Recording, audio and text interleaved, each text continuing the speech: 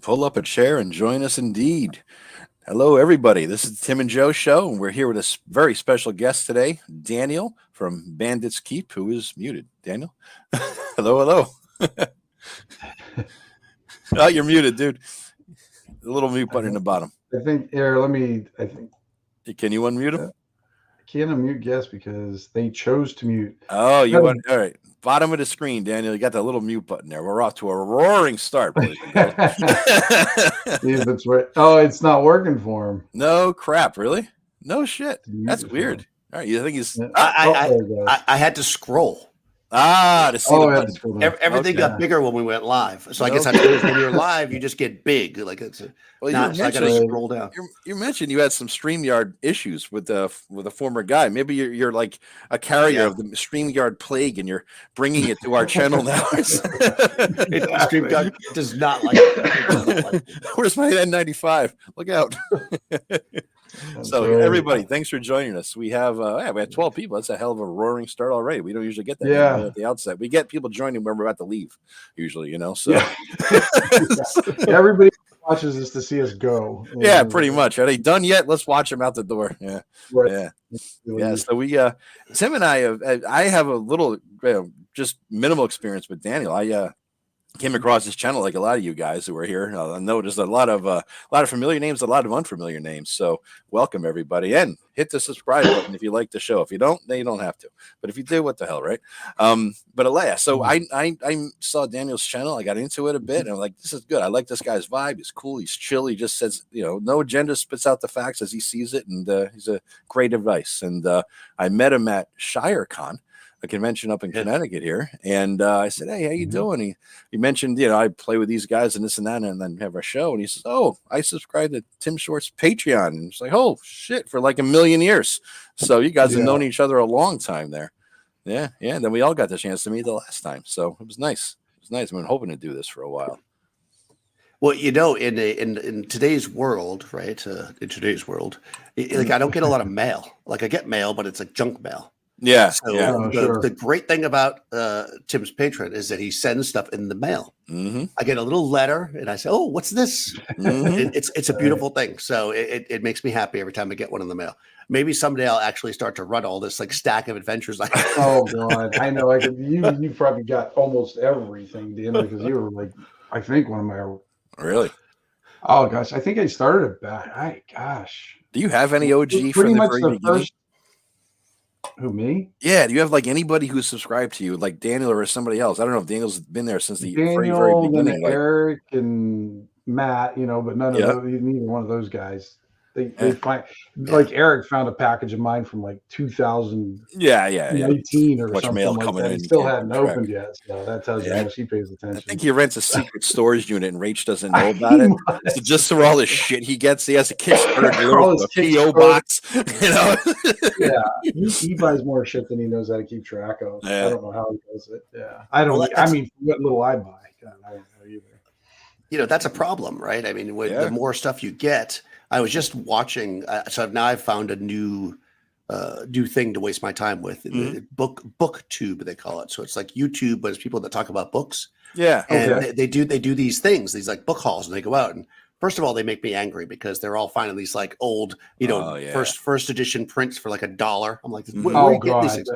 But they'll have these like stack of books, and I think to myself, I've done that. I've gone out and bought 5 or 6 novels at once. Oh yeah, I've read none of them. Because the more stuff I get at once, the less likely I am to read it. Exactly. Like if something comes, like if I'm like just starting something, like a Kickstarter shows up in the mail, like that Kickstarter goes on the shelf, I never see it again. It just it's hard. Just the way it is. I have a staging area for that shit. Like I have it like on a chair, right? That little hassock in my living room, Tim, you saw. That's my staging area. I'm going to read this, damn it. I'm going to read this, damn it. And then more builds up on top of it. Then I got to move the staging area to shelves, not having read it, and then I have to make room for the new shit that's coming in. So yeah, right. Yeah. I mean, I was just thinking about that today because I mean, we have the reverse problem today. It's like back when we were younger and everything. Not that there was a lot of selection to choose from because it was pretty minimal back then, but we had more time than money, and now it seems like now we have more access to more things, but we just don't have the time to go through them. But because we have the money, we still buy the shit because we still have that 8-year-old goblin inside of us that wants to eat all of it. That's it. Yeah. So, there's a good question there, Mark. Mark, that's the ultimate. It's right up there with the nature of the universe. When you're getting your buddy Matt Jackson on the show, I don't know when his girlfriend will let us. I'm right there. I did go back. I just went right for the big shot. He doesn't even announce it to anybody yet except the three of us. And now the world knows he's got a girlfriend and won't let him play D&D. Well, he's got he works second shift? Yeah, he works second shift. That's the real problem. Yeah. He's trying to get off it this summer. He's getting a first shift job though. That's what he said. So hopefully soon, Mark. I'm hoping like he'll his time will open up and we can get Matt on the show every once in a while. We have to get him playing again. He hasn't played in probably a couple years now. I know. I mean, not that he was that good to begin with, and we always carried him, but we just Yeah. It was good to have him around. You always need that, the red shirt, really. The guy is the red shirt of the group. I mean, it sums it up, But hey, we always start everybody with what's something cool this week that we did, did whatever, RPG or anything related. Yeah. So I have something cool here. Speaking of shit we got in Kickstarters that we won't read. This thing here, I actually read way too many times. This is, I believe, Rob Conley's super. Let's hope it's not part of your porn I don't hope it's not. Yeah, I know that's the problem. Slowly open it up. I gotta make sure. I don't know what the hell. A lot of things are shaped like this that I get in the mail sometimes with that special test. All right. So yeah, let me take the receipts out. Here it is. All right. This is Rob Conley's Kickstarter. How to make a fantasy sandbox. Turn it that way. Now, are those the hardback or the paper? These are the ones one of each. One of each, yeah. Oh, and so, that's all I asked for was just give me a copy when I edited the thing, because I'm no pro, but it came out really good, actually. Good quality binding, good books, digest size, lays flattish. The only gripe I got about Lightning Source is when you get those kind of bigger paged hardbacks or even the paperbacks, they're tight. They're hard. You're basically like put an elbow on them to keep them open as you. I know. Reading them. And Rob's, he doesn't. I don't know. I still bitch about his margins sometimes being. Yeah, you don't like them too tight. Well, see how much wording's falling into the gutter in the middle. Yeah. Over here, you mean? Look at that. He's busting on the new Kickstarter. I get it. I know. Well, I got it today too. I do it, so I was looking through it today, and I'm like, "Damn it, Rob!" It's still tight. So you got to bend it wide, basically. Yeah. So you gotta eat your Wheaties before you eat it. And he broke out the Isle of Paiade. So it's really nice. So I got one set. So this is good. I got a set for. Yeah, it looks good though. I mean, he does. Rob's stuff is. It's excellent. We need more spiral bound books. Jason, it's Jason Connerly. Oh, hey, excellent, buddy. Jason. Good to have you, man. I agree. He's what's an RPG variety nerd podcast. Okay. I knew I knew the names somewhere. Yeah. I mean, if you've got a podcast, he's probably called on it. Yeah. he calls on everybody's. Yeah. Right. I've been loving the mapper class concept in Daniel's solo play. He uses it to find treasure maps in the hex roll. Oh, I do like that. I must have missed that one. That's cool. For the adventuring groups. Yeah. Guys, we're gonna as we're going over the cool thing of the week. Start asking questions out there. Okay. Yeah. Any comments, any questions you have, start filling the chat as we're diving into our cool thing of the week. And then when we come back, we'll have a lot of conversation to talk about. All right, throw it out there. Oh, Vance has run 2 of my scenarios in the last couple of weeks. I'm sorry to hear that, Vance. Nice. Which ones? I want to know. Did they live? Which one did you really do, Vance? Let's get favorites out because I already know what my favorite is. Oh, you got your favorites. Well, I got my favorite. I have the Flayed King. That was the very first one I ever read. Oh gosh, yeah, that was so great. I've actually talked about it multiple. I talk about it all the time. Oh, do you? It's like my favorite. I love the idea of it. Well, I don't want to give away too much, but this is it's so great. I actually started a whole campaign on it, and It's such a great little adventure. Really great concept. So if you haven't checked it out, check it out. Yeah, well, and then what makes it, I think that makes it cool is Jim Magnuson's like cover art for that thing was just knocked it out of the park for me. I just like, nice. I was like, oh my God, Jim, that's unfortunately, I don't think I don't even have a copy of it anyway. I have it on PDF somewhere, but well, I have a couple copies. If you need one, I'll hook you up. I think I printed. So let's see. What did it say? Bullet Kitcher. I don't go on cam. Oh, okay. Is somebody asking you to go on cam? Me, yeah. I don't go on cam though. It isn't working. I hear a manly voice, but no cam. Manly voice. Manly voice. Well, I like to think of it as a sexy, manly voice. There you go. Okay, I just threw up a little bit. Whatever works. Whatever works. You see me. I do squats. I got a firm ass, dude. I would not know. Feel it at your leisure. Yeah, no. Is that an invitation to the ShireCon for anybody at ShireCon is welcome to feel my ass for $1 for charity. All right. I was gonna say he's gonna raise money for Tom over there at the ShireCon. Charity being Joe's drinking fund. Yeah. So What's your cool shit of the week, Tim? Oh, Daniel, you got something. I was gonna say about the spiral bound. Yeah. Oh, okay. Because that, I made, so several years back, I was running Hyperborea, back then it was Astonishing Swordsman and Sorcerer of Hyperborea. So, it's a giant book. Yeah. So I went to Lulu and I just made spiral bound sections of various areas, like the combat and the magic to you have at the table. And they're great, but they're terrible to carry around, right? It's the spiral bound is great when you need to flip it open, but how do you put it in your bag, right? You can't stack it well. It never stacks. Storage on the shelf too. Yes. Yes. Because I wanted to get a copy of Shadow Dark with spiral Crow statues. Oh, right. Yep. There you go. That's a good one, actually. Between the two barrows. It says two barrows. Yeah, that one is Atticus Stumps. Oh yeah, Atticus. Yeah. I remember that was just recently. That was with what's his face is Perplexing Ruins did all the artwork for that one. I really like his stuff. So what did you bring so very cool this week here, Daniel? Oh, so I was out, was it yesterday or the day before?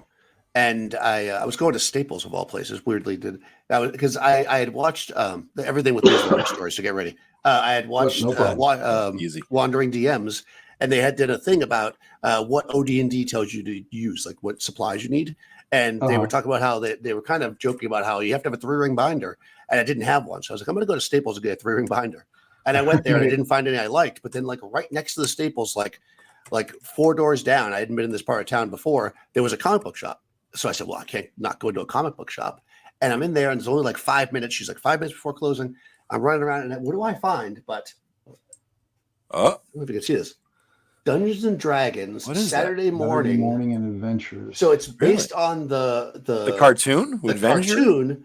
Yeah, the characters are from the cartoon, but it's modernized, I guess. I've only read 2 of them so far, so I got 4. There's 4 of them in this series, but they've modernized it. It's in the Forgotten Realms, and they've got at one point there's a Spelljammer ship. I'll give away this plot. Spelljammer ship. So it's not like a repeat of the cartoons, which is what I thought it was going to be. Right. It's pretty neat. It's not bad. Every once in a while I like to pick up a comic book. I find that they're very there's a Spelljammer ship right there. Oh, okay. Yeah, so it's pretty neat, and there's my favorite character right there, Sheila. What was she again? She's the thief. Oh, thief. Oh, okay. Yeah. Who was the thief acrobat? Was the chick who had that extended that Diana. Oh yeah. Yes. Diana. Yeah. So those are the 2 best characters. And the thing, but anyways, so I picked those up and I thought that was pretty cool. I read the first 2. They're not fantastic, but they're not bad. So a little nostalgia, a little modern. I was gonna say, I thought that was kind of neat. Yeah. I bought the DVD over COVID because I had extra money. I'm not going to bars, and I ended up like, you know what? It was one of those 2 a.m. Amazon purchases. A lot of stuff during there's a lot of shit. A lot of money. Houses of the Crusade sustained themselves over COVID, I think, partly. But there was a lot going on over COVID there. I was picking up it's a lot of that shit was I woke up the next day to find that I'd ordered the Saturday Night Fever LP from eBay. Oh my God. It's like one of those, nights. And I think that's where the D&D DVD came in. It was one of those kind of nights. You know what I mean? Now the question is, do you have a record player? Oh yeah. I got a lot, man. Yeah, I got a lot of the record player. I have about 400 records, I think I'd estimate. Yeah. Oh, and I bought a record player. I bought a vintage, I bought a used one because I was thinking all my shit I listened to was like late 60s, early 70s classic rock. The Stones, Zeppelin, Jimi Hendrix, The Doors, all that stuff. So I Creedence even, and I just wanted to hear it the same way they heard it in 1977 or whatever. So I went out and bought everything from that was in that era. It cost me like a fucking month's rent essentially, but you know what? I wanted the whole vibe. Right. Yeah, that's very cool. I used to have a lot of vinyl, and one of my rituals was on Sunday mornings. I had like a little tiny record player. I would set it up and play them, but then I got rid of a ton of it. I just kept like a few things that I like to play, like I have like Nebraska, some stuff that's good acoustic and stuff. Yeah. CSNY, that's great, man. Listening to that stuff. I knew this one guy. He said like finding that you got it ordered and everything. I knew this one guy. It wasn't too far from like Joe, he was no stranger to a little bit of extra herb now and then, herbal supplements, yeah, and drinking and that. And he was a big Diablo player, whatever version was out at that. And he was getting hammered playing. And he was getting pissed off about the game because he wasn't doing so well. So he woke up. I think it was, or maybe it was 2 days later. He gets this package from FedEx Express. He ordered this giant sword online because he didn't like his sword in Diablo. So Jesus Christ. Oh my God. And it was like some freaking claymore that he bought. Oh, that's fantastic. That cost him like, I don't remember how many hundreds and hundreds of dollars and that. He's like, it's still on the wall. Oh, you can't get it. You can't return that. That's an omen. That means it must be held. I don't know what the return policy is for claymores, when I mean, who hasn't bought a sword at one point or another in their life? I mean, I got two on the wall behind me right now. Tag sale swords, man. It was so funny when he told me that because I was like, yeah, that's exactly what he would do. Yeah. Mm-hmm. Yeah. So I guess my cool thing of the week is I hit 20 years with my wife. Nice. Yeah, and because he's a veteran of 20 years, he knows well enough to say the cool thing of the week was his 20th anniversary. Yeah. So bravo, Tim. I got here because of that. Yes. Not my first time. No. No, very good. Yep. That's what I always, my one thing where one of my, how when you go into, this is going to sound a horrible analogy, but I'm going to do it anyways. When you go in to buy a house, you have your must-haves. Yeah. Well, my must-have with a wife is to understand that I was a gamer. Yeah. Nice. Someone who understood, and because that was a big part of who I am. And if they didn't really get it or didn't like it, then it wasn't going to work. But the other cool thing of the week, as Daniel was funny, he brought it up. Staples. I haven't been there to Staples, and God knows, I got myself a new office chair. Nice. Yeah, I got the other one back when I was real sick back in the day, and it was trying to solve a problem that I didn't have at the time, like back issues and stuff. And it just was never real. It wasn't horrible, but I don't know. I like the taller backs and that. So I finally splurged 4 years later, 3 years later, and got it. Oh, got 5K5 in the house. Got flints. Yeah. Thanks, Jason. Yeah, appreciate it. 19 people. Back in the day, I used to. This is before COVID. I used to actually sit on this old kitchen chair when I worked on my computer as a means to not be on the computer too long because it was incredibly uncomfortable. Yeah, I was like, I don't want to be on the computer all day when I'm home. So I had this terribly uncomfortable chair. Then about a year into the lockdown, I was like, all right, seems like I'm going to be working from home from now on. So time to upgrade. I just splurged. I got a nice chair. And boy, is it nice. That reminds me of a story. I remember Fritz Leiber. He, the Pfafferling Ray Mauser, at the end of his life, he was making enough money from Gygax, and all that to sustain him. He wasn't struggling anymore, but he always had a hard life and drinking and everything. And he was a San Francisco guy at the end. And, he was basically, somebody came to visit him, near the end there, and he was living in it was kind of a 1-room apartment in a building. I guess he had a wife or a girlfriend at the time, and it was small. And I think the setup for him to type was he set up his typewriter like next to the sink or something with a, it was like put a board on the sink and put it there, and then a chair, like a hard chair in front of it. And he's banging out these freaking stories. So, we're all sitting here grumbling about, well, you don't have this, we don't have that. We can't prepare because I have the right pen or whatever the hell it might be. This motherfucker cranked out the best, and he coined the phrase swords and sorcery, right? Cranked out the best shit ever that D&D is, in part based quite a bit on. And what a goddamn situation like that. So stop bitching. Anyway. I mean, think about Stephen King when he was in a trailer. He was using a kid's desk on his knees. Yeah. Where the washer and dryer room was, pounding out Carrie.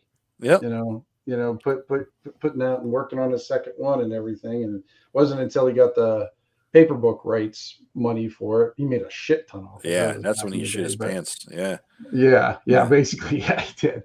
But yeah, I mean, the coke too. It made him shit his people pants. Just do it. It's like even Maya Angelou. I'm getting all literary here, but she did it on an ironing board. Like she was working with kids or whatever, and then would write in between. So, it's sort of like plants. It'll life and imagination will find a way. It doesn't matter where it grows. Absolutely. So, Daniel, speaking of getting back to, getting a wife who understood he played D&D forever. How long have you been playing D&D, man? How long has this been your hobby? Oh, I got back into playing in 2016, 2016, something like that. So 5 years get you in? Or it feels like a long time. So I was, it's a weird story. I played when I was a kid. And like most people. And can we ask like what rough age you are and what year you started playing? Well, you know what I mean? A lot of you want my blood type. No, I started playing in 1981 with the Molve set. I was 9, so you can do the math. All right. Okay. All right. So I played through mostly through halfway through high school or something, maybe a little bit near the end. It was like here and there buying a book, and then I never thought about it again. Really, I wasn't. And I know this because I went out and bought. I remember thinking, oh, D&D, I used to like that when I was younger. And I went and bought a bunch of second edition stuff, but like nobody who I played with as a kid was still around. Yeah. So I put it on a shelf, and I actually found it like 3 or 4 years ago. There was like a box full of second edition stuff. Oh, never really? played it. It's pretty cool. But no, I was working at a place and doing some video production. And one of the guys was a younger guy, like in his 20s. He was like, oh, you want to play Dungeons and Dragons? And I was like, they still make that game, I had never even. I was like, sure. I used to play when I was a kid, and it one thing led to another, and then I've been playing it since. So 5th edition for probably the first couple of years, year and a half or so, until I rediscovered some of the older stuff. Nice. Yeah, because most of your videos I've been watching, they're focused with the original. Not Beckme, but basic expert stuff. It seems like. Yeah, Molve was what taught me how to play D&D, and then I had AD&D first edition, and I had. I remember very specifically that I had all of us had the Player's Handbook and the Dungeon Master's Guide, all my friends, and then each one of us, like I had Monster Manual 2, I think. One of my friends had the Fiendful, and one had Monster Manual. Like none of us had all the books, so we were always like trading them back and forth to to see what we could run, because we were kids, like you said earlier, we didn't have the money to have that stuff. So, but yeah, I played it a lot in high school. But I'll say this because people always say, "Well, I played D&D all the time, and I tried other games." We actually played Top Secret more than anything else. That was probably my favorite game when I was a kid. I played the heck out of that game. Love that game. That's pretty cool. Yeah, we played that one. Yeah, definitely. Yeah. So would you? I mean, it's a weird thing to say, but the OSR scene, right, as it sort of developed, you weren't part of that then. How did you sort of find this? Would you consider yourself part of the OSR scene? I'm assuming because you go to ShireCon, you go to GaryCon, you know what I mean? But how did you find this? What exposed you to it? Like, what was your gateway drug?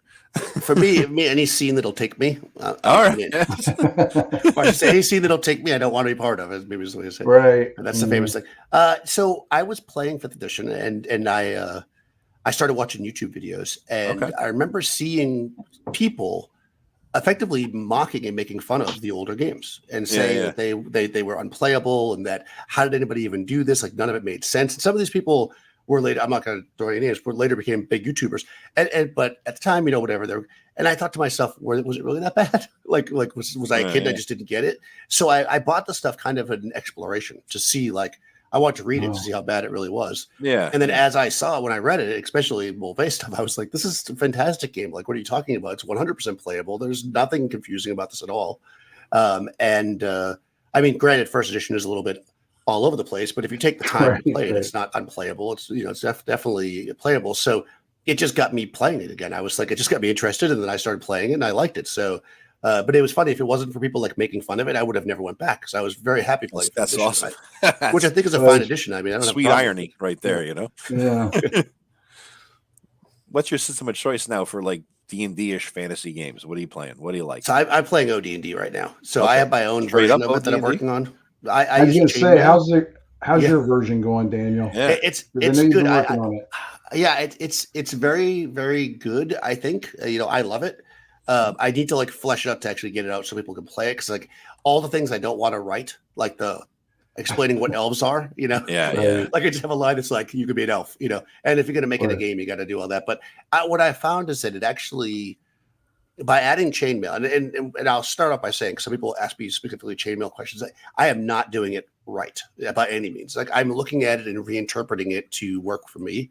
What it does is it creates a game where you become very heroic very fast, which I like. Like I like powerful characters. So you could, but you're still kind of a glass cannon. Like any role could kill you, but at the same time, you don't have like tons of hit points, and it's very grounded in that way. So it's working really well. We've been playtesting a campaign for over 2 years now, and they're at eighth-ish level, most people, and they are very powerful. And it's very fun to watch them just like be able to cut down things, but then also like run from like a dragon because a dragon can kill them in one hit.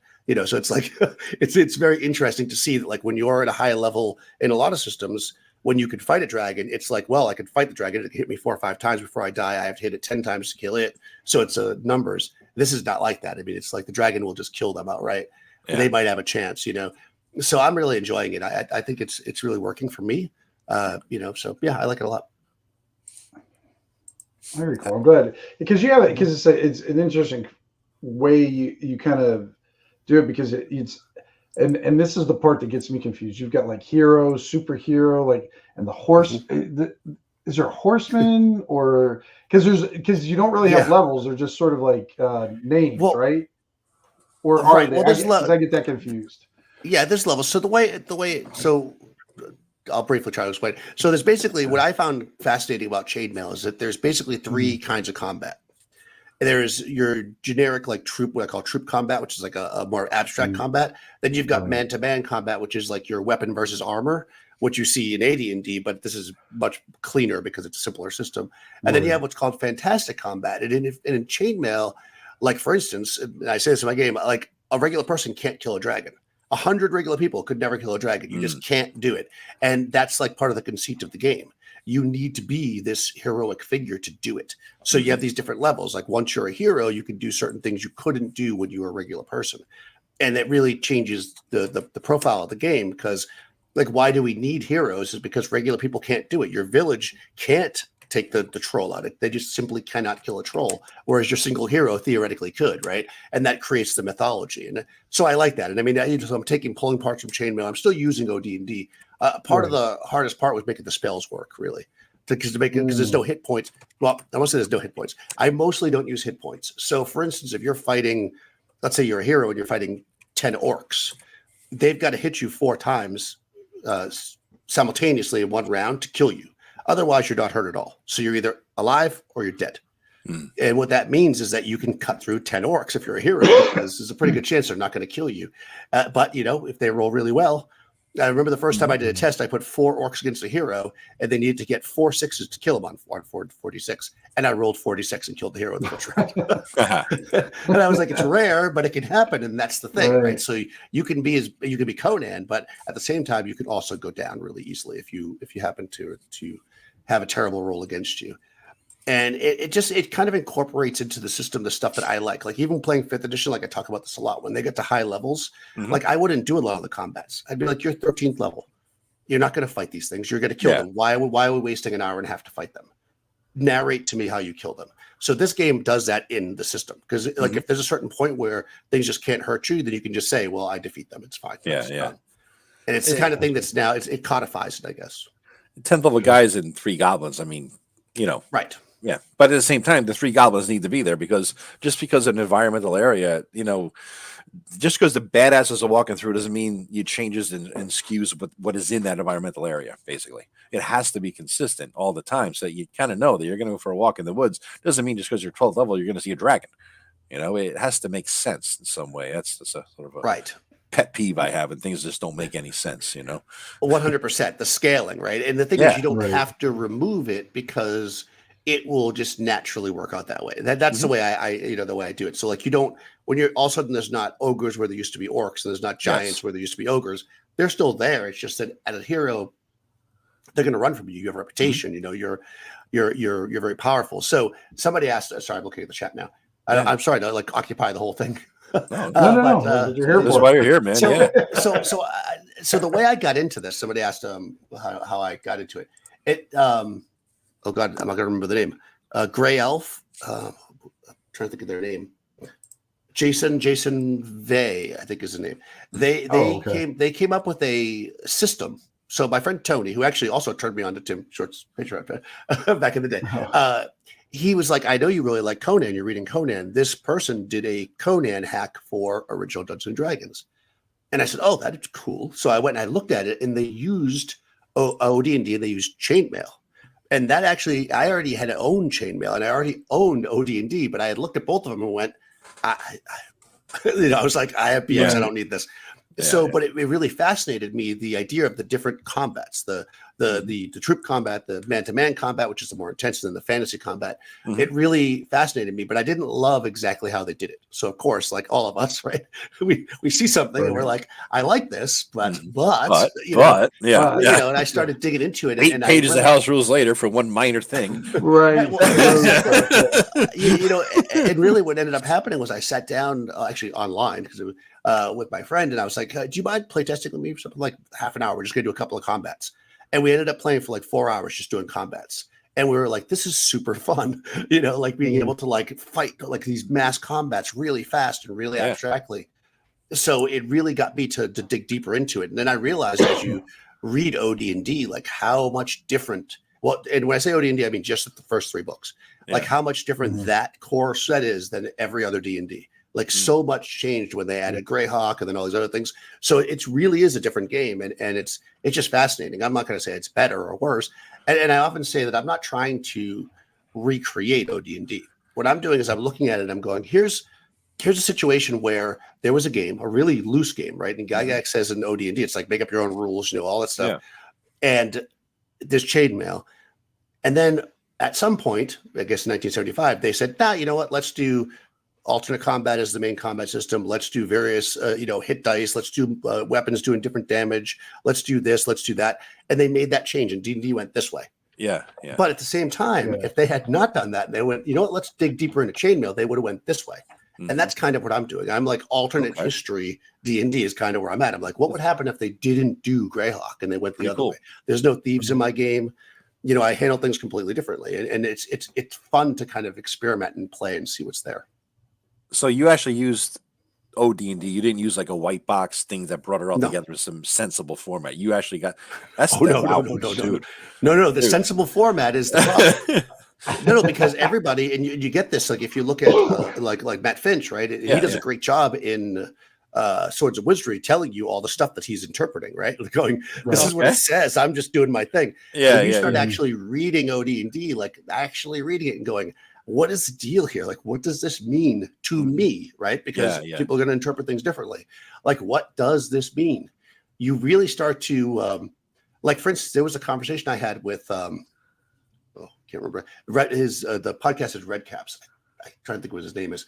And he had read, he was looking at OD&D, and the way it talks about stats, and it says something like, you can adjust your intelligence, but only for experience points in your prime requisite or something like that, the way it's phrased. And what he was interpreting from this was, if you're a fighter and you have like a 12 strength, but you have like a 16 intelligence, you don't have to lower your intelligence to raise your strength. You just automatically count your strength for experience point purposes as higher. And that blew my mind, because I was like, now not every fighter is this beefy 18 strength guy. You can have a 12 strength fighter with a 16 intelligence and still level really fast. Because of course in OD&D, that's all the prerequisites do, is they help you level. And you can have a smart fighter. you can make that nimble fighter. You can make the Gray Mouser, right?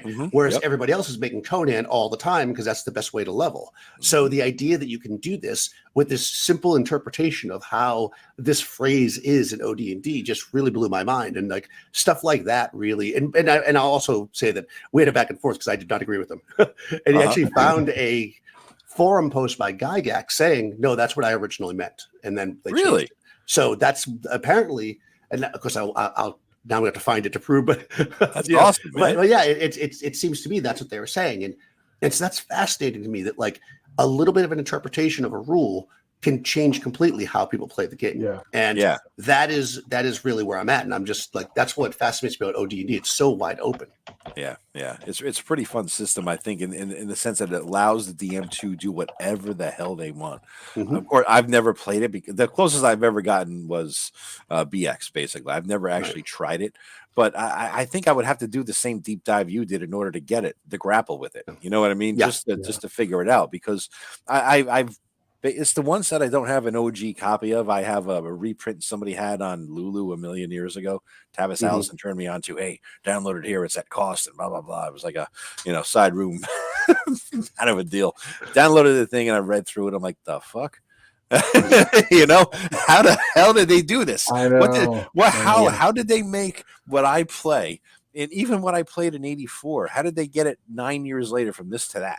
What kind of evolution took place? And you know what's funny about it is what you have to do, and this also came from that Jason Vay Conan thing. He has another supplement that he says, if you're going to try to play OD&D, you have to forget everything you know about RPGs. You have to really look at every line and go, hold on, am I putting in what I think is the right way to say it because I read that in AD&D, or am I actually reading what's here and taking it in? And if you do that, and it's hard to do, I have to go back and read it over and over again. And like sometimes I'll interpret things differently when I see it. You start to understand, like, okay, so for instance, hold person.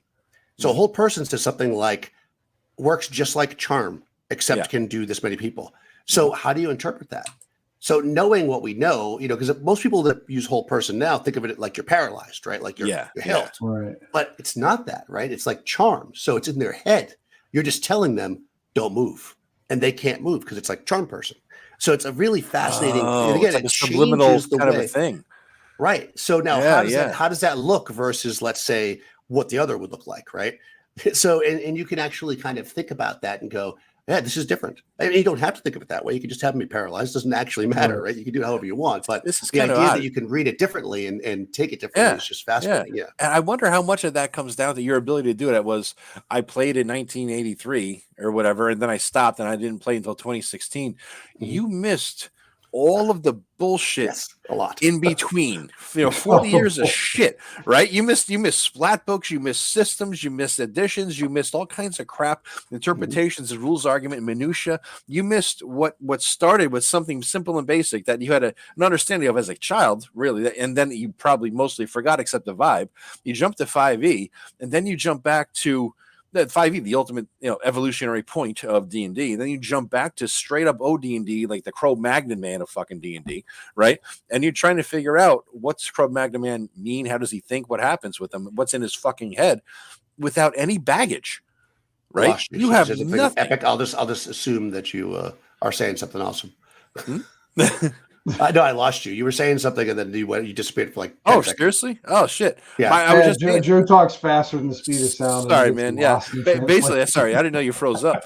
I would debate the bottom line of it is you. I think it might be to your advantage that you skipped 40 years of shit. You went from old school that you probably mostly forgot to new school, then back to old school without any interpretations clouding your vision of how that spell should work. Right. I think that does help a lot. It really does. I think that missing all the middle was good for me. Even the edition, when I looked at it, I was like, I don't think I really need this. But I only thought that after playing 5th and going back to the OSR and then looking at 2nd again. Like I don't need, I don't need that to tell me how to play D&D because this is how I like to play. Right. I mean, obviously, if I'm trying to play somebody else's table and it's their rules, that's whatever. But I think that's true. I think the more you go through and the more stuff that's piled on top of you, the harder it is for you to get away from it. you know, and that's it. I mean, just almost anything, right, has interpretations. You know, it's like you could look at even the most really codified rules, and there's always going to be interpretations. But when you jump to OD&D, where it's so open ended, it's like, and that's why I don't recommend people start with OD&D. No, like if I was telling somebody to go to the OSR, I still say Moldvay Basic is the best. I think it's really well explained. I think that it's clean and it's very, very functional and very, very workable. Moldvay over Old School Essentials. Oh hell yeah! Really? Interesting. Why? You got the channel for that? Oh, why? No, I don't. I'm curious. I don't care one way or the other. This will be interesting because I've been watching Daniel. There's this lingering thing with OSC. All right. Let's hear it. So the thing about OSC is this. I like OSC. Don't get me wrong. I have 3 versions of OSC on my shelf, so I'm not a hater. But OSC is going back to what we talked about before. OSC is he went through and he made sure he was doing everything right, but he simplified everything and he cut things and he made them short sentences.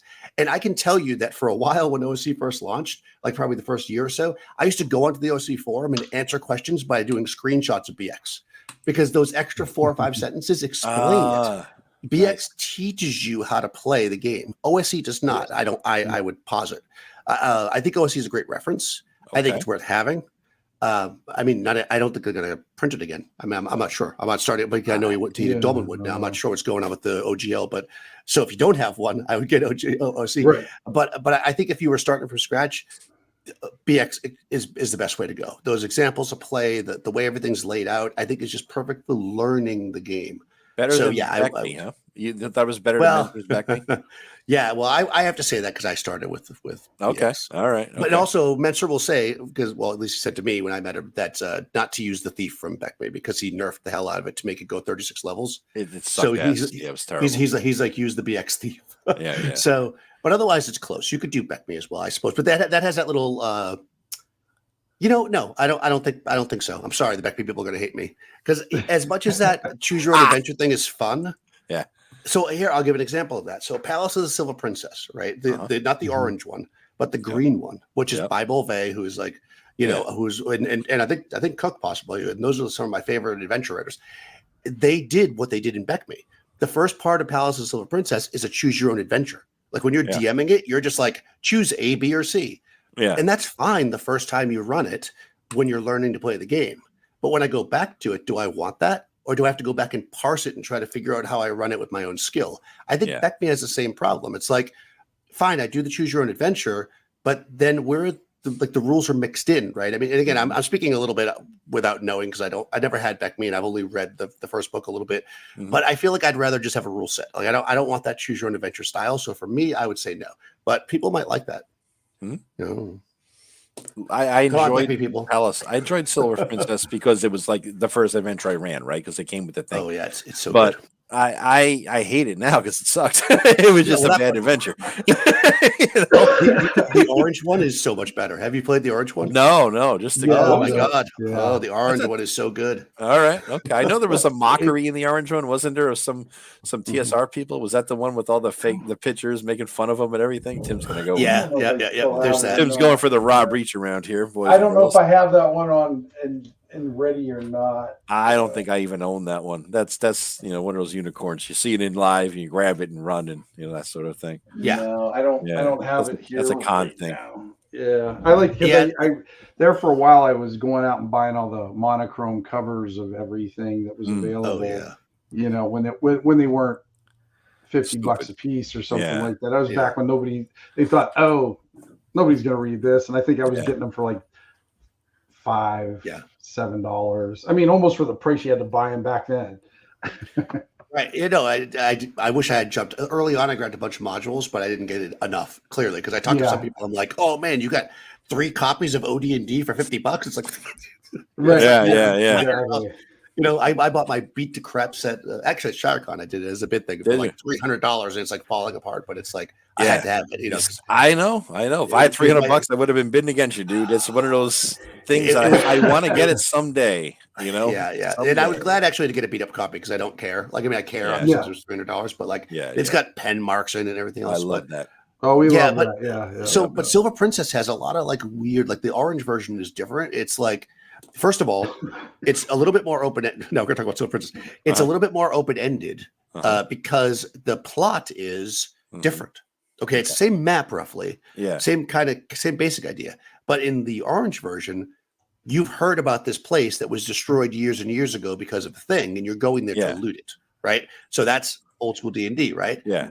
They redid it and revamped it and put it out in whenever they did, like 83, 84. Save the princess. They changed it. Now it's right. Now it's like the princess has sent out a special thing for lawful people. Yeah. You can, and it's funny because it changes the idea of it, right? And it took away the whole like hex crawl that comes before it. Yeah. So the orange version is much more like I'd put it more attuned to like B1, where it's like open ended. You can fill in the blanks, but there are some missing spots and some weirdness that didn't seem perfect. But I read it actually, and in OD&D, and it was super fun. So if you can find the orange one, WotC had put it out as a PDF for free a while back, but I couldn't find it later, so I don't know if they stopped it or what. Yeah, I'm sure there's might be a PDF that might have flittered its way into my hard drive at some point or another. I'll have to look. It happens a lot. It's like a migration. It's a weird thing. It's like a virus or something. You know, I don't ask for it; it just appears. I don't know what the hell's going on. You know. God. So, dude. So what is your ultimate goal with your? Go ahead, Tim. I just read that thing climbing around. Said Palace seemed good when I was 12, but not so good today. Exactly. Yeah, I mean, it definitely was one of those. I think adventures that was very good for when it came out, but as far as aging, I don't know. I think there's still a lot in there. And again, the original, like we're talking the monochrome kind of the cover and stuff like that. If you go back to the original one, I think there's a lot there you can use for someone who you want to introduce to the game. You know, Daniel, it was very interesting. I think I commented on your video from the other day, Daniel, about using Tomb of Horrors as an introductory adventure module, and I was like, as soon as I saw that, I was like, yes, there's my people, because that was my introductory module to gaming, period. I mean, we didn't have anything else but Tomb of Horrors, so we just played the hell out of that thing. But it was just kind of funny seeing that. Yeah. You know what's funny about it? I hate to do spoilers. We do spoilers. No, don't worry. What's funny about it is there's certain things in Tomb of Horrors that I hear are so terrible, and it's clearly that people didn't read the module. Yeah. So I'm just going to mention the one thing everybody knows about, which is the green devil face, right? So inside the green devil face's mouth, as a spoiler, is a sphere of annihilation. Okay. So you walk up to this thing. Right. So you hear these stories about, well, my DM had us crawl in one at a time, dying. But if you actually read a sphere of annihilation in AD&D, as soon as you touch it, there's a loud noise and it sucks you in and disintegrates you. Yeah. Whatever you touch it with, you would immediately know. And that's exactly what happened to me when I played Tomb of Horrors. I used a 10-foot pole and I had a good DM. I touched it and the pole ripped out of my hands. Blood, you made me take 1 point of damage or something. Yeah. And it was gone. And I said, "Oh hell no!" Nobody would do that. So whatever DM is like having you crawl in one at a time like idiots, that's a bad DM. That's not a bad module. So I think that's the problem, right? Sometimes if you have a bad experience with something because the DM didn't interpret it in a way that maybe it was meant to be interpreted, you get this idea that like it's a terrible thing. So I always find that funny that people blame the thing and not themselves because they were 16 and wanted to kill all their friends. And that was that's it, right? But I think not only was the fun of killing your friends, I think it actually turned a lot of people. It gave them a justification for being a dickhead DM. Well, I already played an adventure that was basically a dickhead DM adventure. Right. Now I can be the way to play D&D, because if you were in a vacuum like I was, I knew like 2 guys who played in high school, and I've only played in a couple games other than my own with me and my brother and a couple friends. So I didn't go to cons. I didn't have anybody who played. So my experience was primarily modules and the few other people I had played with a few times at lunch or some shit like that, right? And so I'm going by the books I get, and I'm thinking this is how to play. Yes, Forest Oracle is a great adventure. You know what I mean? It's like this is the way you think because that's all you see, right? That's all you got. Yeah. Go ahead, Daniel. I'm sorry. Yeah, I was going to say, I think that's super relevant because I always say, because I hear people talking about, back in the day, everybody played Chaotic Evil and we all stole from each other. Not my friends.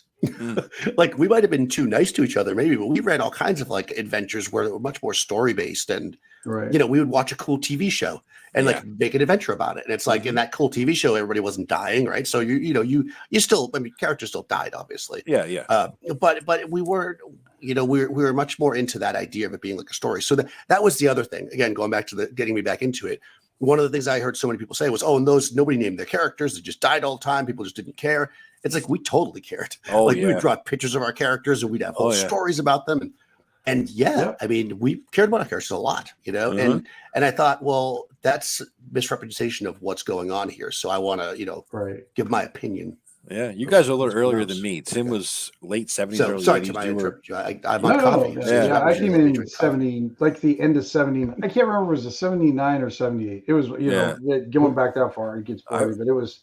It was back then. I was 84, and back then it was, the Benser, because Beckme got me in, and had a thing, draw your character. I'm like, I'm going to name him. I'm going to draw him. Because wasn't there like there was little box, photo box, wasn't there? Yes, exactly, little photo box. Yeah. We all named them Gandalf and Aragorn and all that, right? So this is, well, I never did that. Oh, I did. Yeah, me and my brother did. We didn't know anybody else. You guys, you still rip off people's names today, Joe. You don't even come up with your own. Larry, Daryl, and Daryl will make an appearance in every adventure I ever run.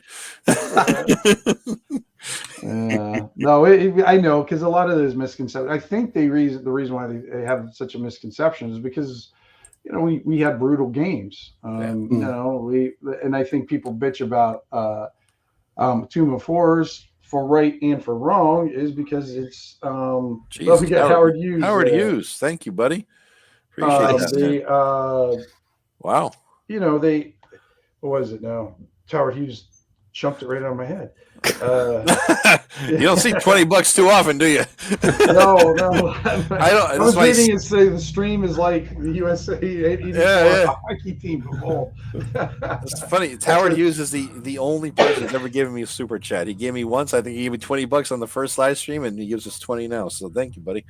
No, I think didn't Climb the Mountain give you one too? One time? I think he might have. Yes, Climb the Mountain is my one and only subscriber. So thank you. That's like special payment every month subscribers. So thank you, Climbing. Gotcha.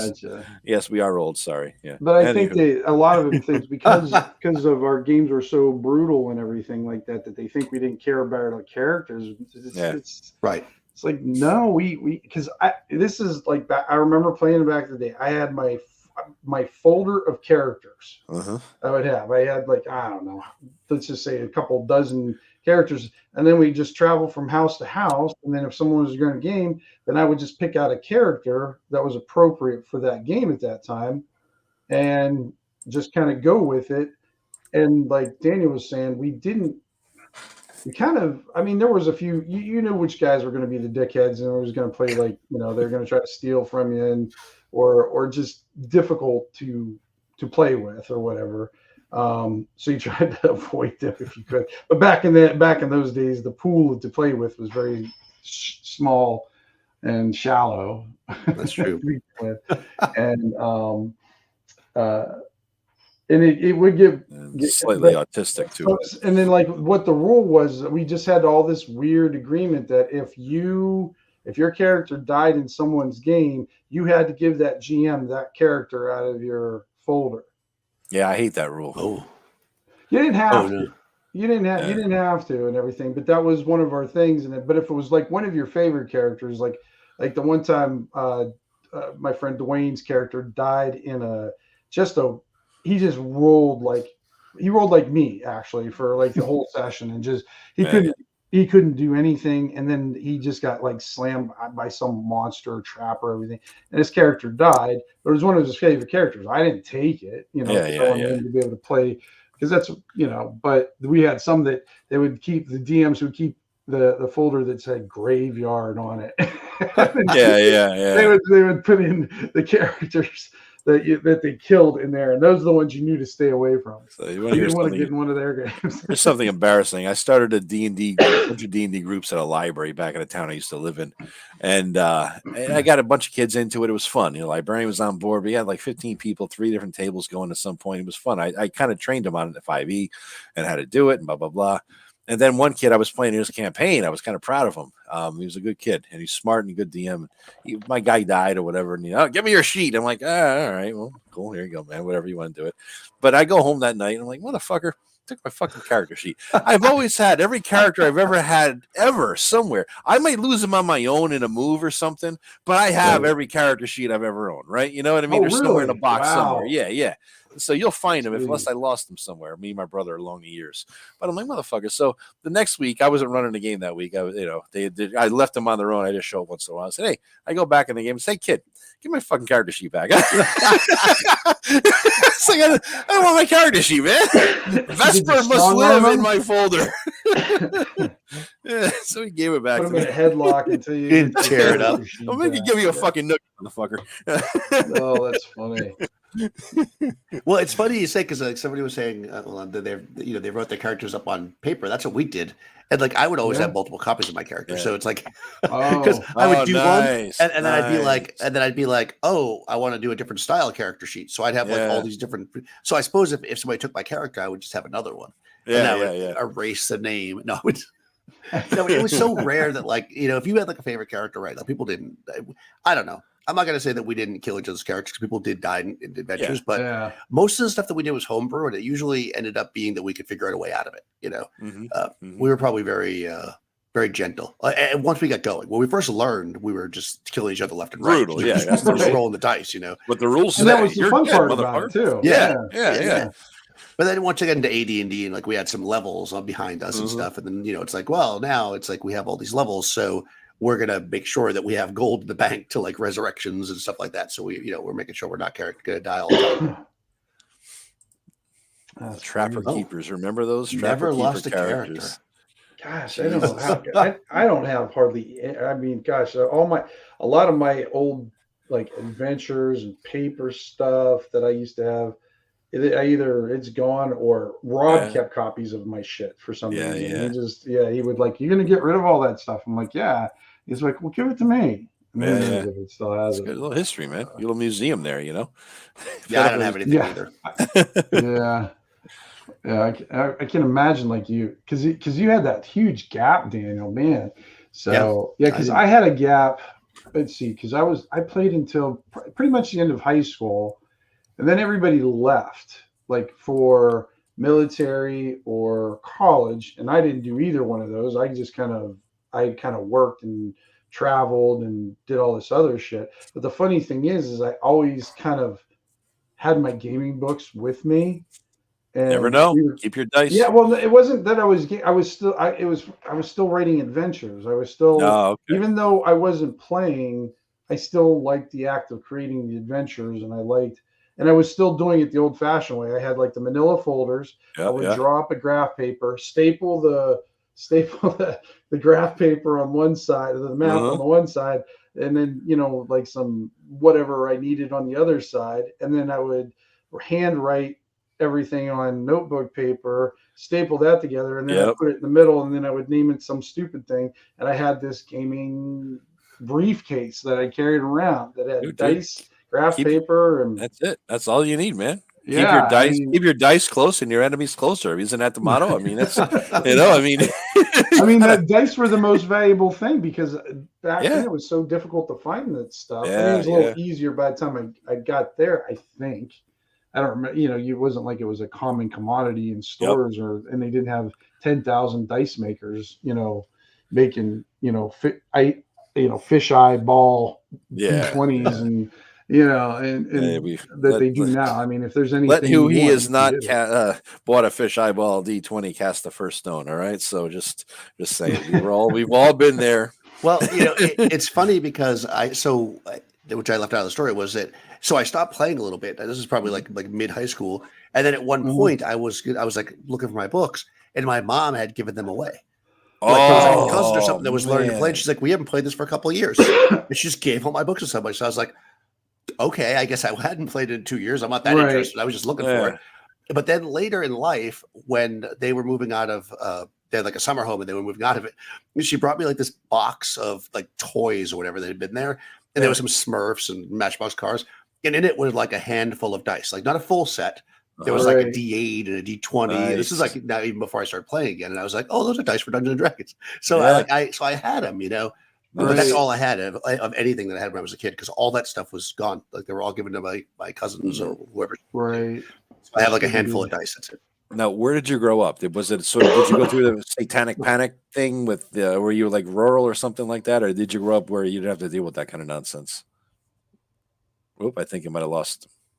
You there, Daniel? You keep phasing out. Sorry, guys. Yeah, sorry. You there? Yep. You hear us? Yeah. No, I keep losing my Bluetooth. I don't know what's going on with Bluetooth. Okay. Is my computer reading? No. No. You know what's funny? You talk about satanic panic thing. You know, it's funny. I was probably in like 5th grade. Now this is when I was playing D&D, and there was like a PTA meeting, and I'm like raised Catholic. Like my parents are religious, so and my mom went to it. She didn't say anything to me. And then when she came back, she told me what it was about, and it was exactly that. And that was the only time I ever. And she didn't say satanic panic or anything like that. And she got up there and she said, "I told them." I went up there. I said, "You're in 5th grade. You're reading at an 8th grade level. You go to the library all the time. You're like reading about history. You're like doing stuff." She's like, "It's like this is the best thing that's ever happened to this kid." She's like, "There's nothing evil about this game at all." And she stood up there, and they didn't end up banning it or ever. You know, so good on my mom. She stood up to that crap, and it was never a problem. Yeah, you saved the school. Basically, your habit saved the school. Good job. No, I never had to deal with that, but my friend Kurt, who got me involved in the game, and funny, I found an old Dragonlance module he gave me 1,000,000 years ago. I forgot he even owned it, has his name in there, but he had to deal with that, and his stepmother was uber religious, and saw the devil and everything, and so she made him basically throw everything out. But she was kind of cool. What she did was she paid him all the money, the face value of everything, right? And plus tax. He made her pay the tax. So he goes to me in school and says, "Hey, Joe," he gives me a big order form for the hobby shop. He says, "Have this all mailed to your house. Here's the cash. Have your mother write a check." Right?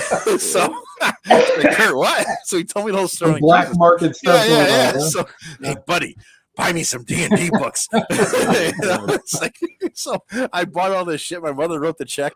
She didn't blink an eye. She didn't quite. Thought it was odd, but whatever, So he got all the books, and he kept them in his locker at school forever, so she would never fucking take them. So they're always there. That's so funny. So Mike's asking you a question, Daniel: DCC or Shadow Dark? Oh boy. DCC. Do I have to elaborate? Okay. I don't know. I guess so. I will say honestly, I've not played Shadow Dark. I do have the PDF. I did buy it in the end.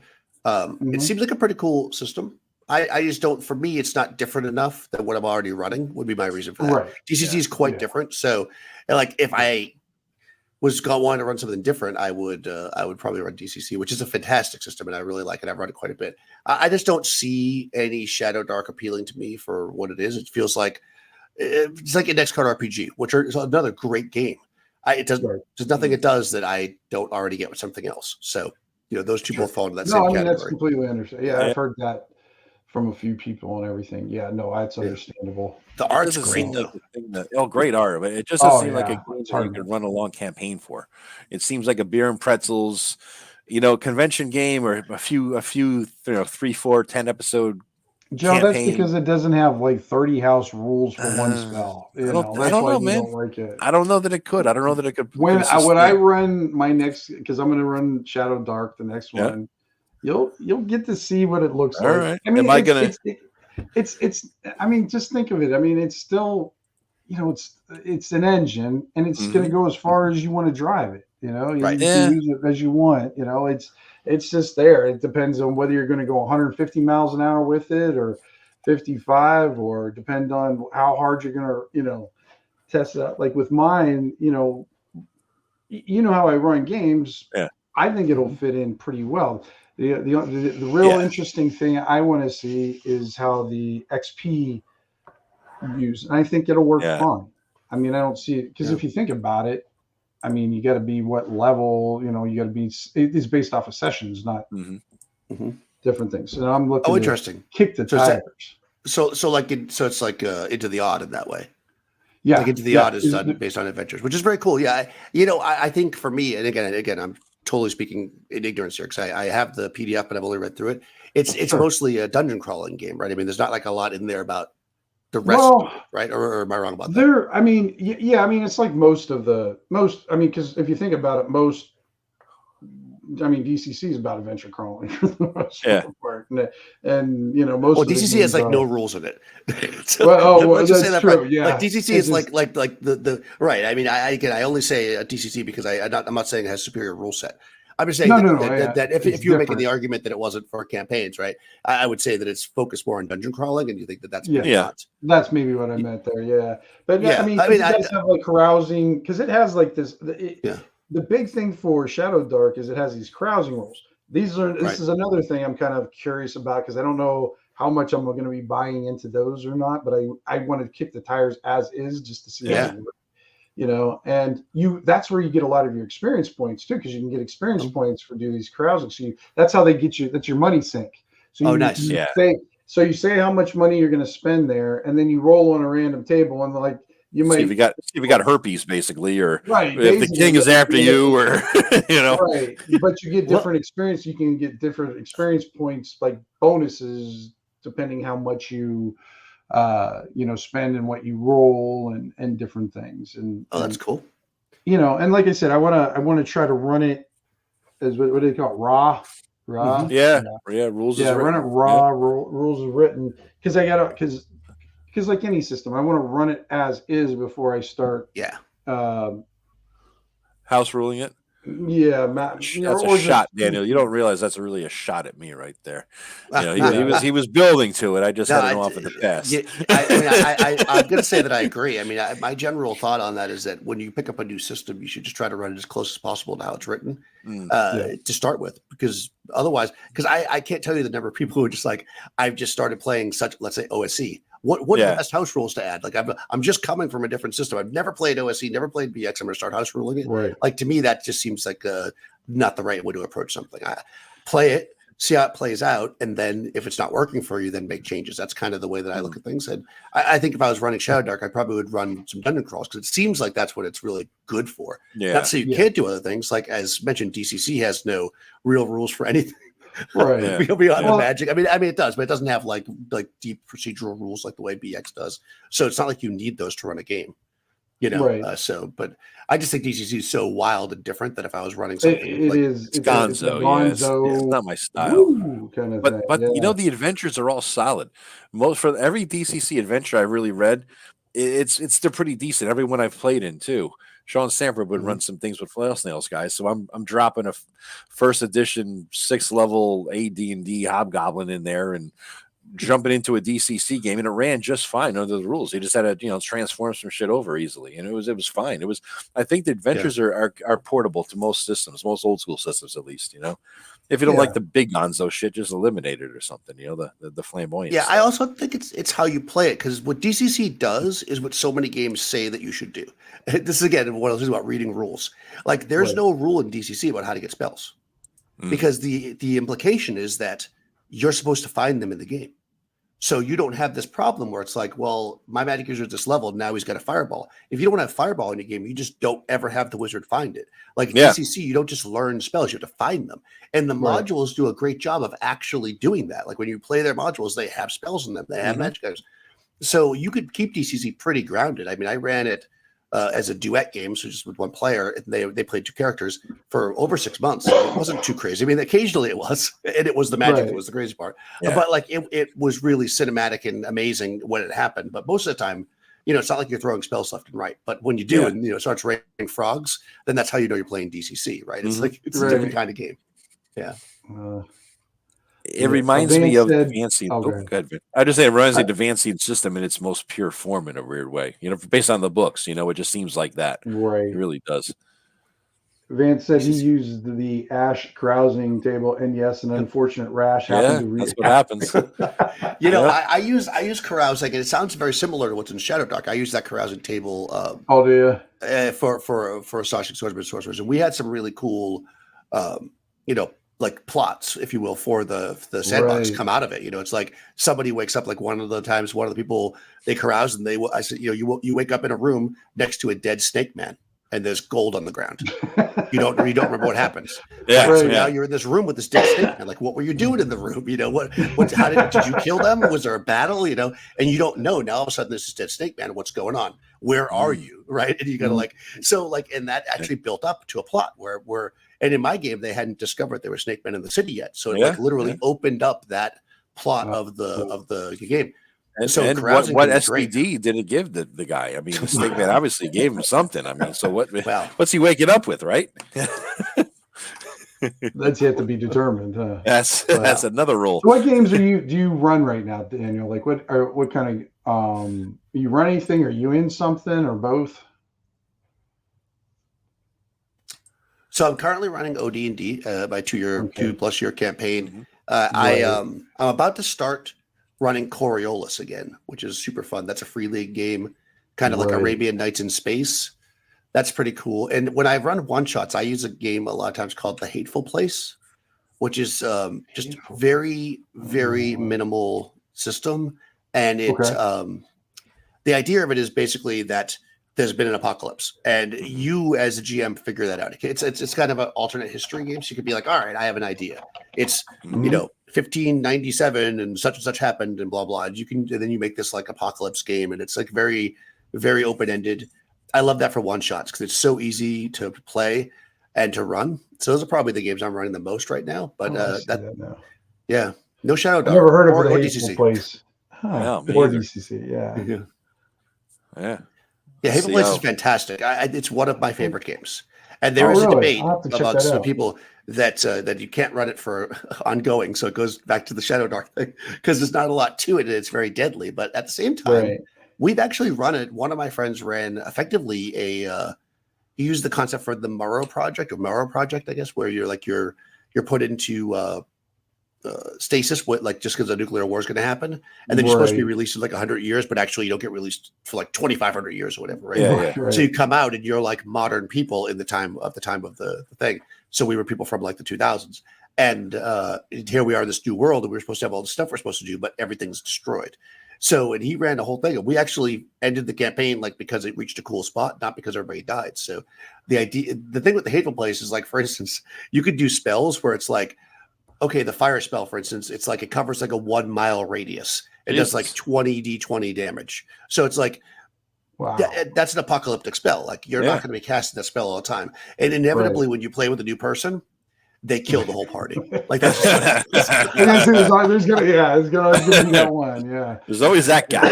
so it happens every time. But once you've played with a few people, it's like all. So this may turn people off or turn them on. But there's only 3 stats. Everything is target 15. So you want to attack somebody, it's 15. You get to dodge or avoid, target 15. All weapons do the same damage. 4d10 damage. And you start off with 20 hit points plus your health strength or body, I think it's called, which the most that could be is 18. So the most you can start with is 38 hit points. But any weapon does up to 40. So it's very deadly. And what ends up happening is at first you might think, well, that's whatever, different weapons should do different damage, but you start getting really creative with what you use to kill people with, because you don't have to worry about, I need a machine gun or I need this way, but you can, dead is dead is what the game says. So the soup spoon, I take him out with a soup spoon. In one of the games that we're playing in, I actually I took a dish. We're at a restaurant. I took a china dish. And I broke the dish in half and I threw it and I rolled like crazy high damage and I killed the guy. Nice. So I was like, I threw it as he was looking up, it stuck in his throat and hit his jugular and he fell over and died. It's like, how awesome is that, right? Of course, you can die too that way. So, you got to be. So it's like super simple to play, and I mean, I'm really generalizing it, but lots of random tables, lots of, and again, it's supposed to be like a dark, grim, dark kind of thing, but you don't necessarily have to play it that way. But it's really fun. I mean, it's worth picking up. Dave Mitchell is the creator. Yeah, I was just looking. Unfortunately, I clicked it down. Unfortunately, are you going to run it? Daniel at ShireCon or something like that. Do you run games there, or do you just play, or you hang out? I ran OD&D last year. Know, I'm always nervous to run weird games at cons because I'm afraid nobody will sign up for them. Because I'm the guy that would sign up for that at a con. Like, what the hell is this game? Because I pick my games at cons by people's descriptions, not by the system. Okay. I look at the name and I look at the description. I don't care what the system is. I think Dave Mitchell. Yeah, he's really, really, really nice guy, and the system is very cool. You can pick up just the core book to get going. There's 3 books. The other books are they get a little bit dark. So if you're into that dark stuff, I mostly play off the core book. But I definitely recommend The Hateful Place. Tim, so you could drop the link in here if you wanted to in the comments. That way people could pick it up. It does sound interesting. You ever do Lovecraft, Daniel? You ever talk about Lovecraft the other day? Have you ever Lovecraft? run? Any Cthulhu stuff? I play in a Cthulhu campaign. I'm a player. Yeah. It's an audio play of it. So if you want to see me play I start when I'm in my 20s, but now I'm in my 30s. German female dancer. You can. Damn, my character is amazing. She's fantastic, and we played through an entire campaign of the something Berlin or something. So we started there, and now we're playing in another one where we're like we're doing Pulp Cthulhu. So yeah, I played Pulp. Yeah. I'm not good at running Call of Cthulhu, but Andy, who runs that, it's on Grizzly Peaks Radio. If anybody's interested, is a fantastic Call of Cthulhu keeper. Grizzly Peaks so good. I'm not a good podcast. I take it, right? It's a podcast. Yeah. It's called Grizzly Peaks Radio. All right. Check it out. The Berlin campaign is. I'm in other ones too, but that's the one that I'm in currently, and we're having a great time with it. I'm always like, he'll be like, "All right, you need to do whatever," and I'll be like, "I'm a dancer. Can I use that?" That's my highest skill. I have like 85 in dance and like nothing else. Like I'm just like that's all I can do is dance. Well, and I have like a really good appearance, so I'm like I have a good charm. But like otherwise, I'm just like so. I love playing characters like that, where it's in that kind of situation. Like I'm not, going to get into a fist fight, or if I do, I'm going to get beat up. I'm like I'm not a good fighter. I'm not a spy or a detective. I'm a dancer who got caught up in a bad situation, with all these monsters. So yeah, but I'm not a huge Lovecraft fan. So when I play the game, I often don't know what the things are. Like he'll be describing it, and I have no idea. People are like, "Oh, that's Amigo" or something, and right. And I only know what Amigo is because of Astonishing Swordsman and Sorcerer Type 4. Like I've read some Lovecraft, but I'm not super into it. Yeah. It was a phase I went through for a bit. I mean, any black book that has a leatherish skin saying the Necronomicon, I'm buying at the bookstore. Right. Just had to pick that up, right? So, yeah. So I picked that up and I got into it. But yeah, it was a strange vibe that's hard to translate.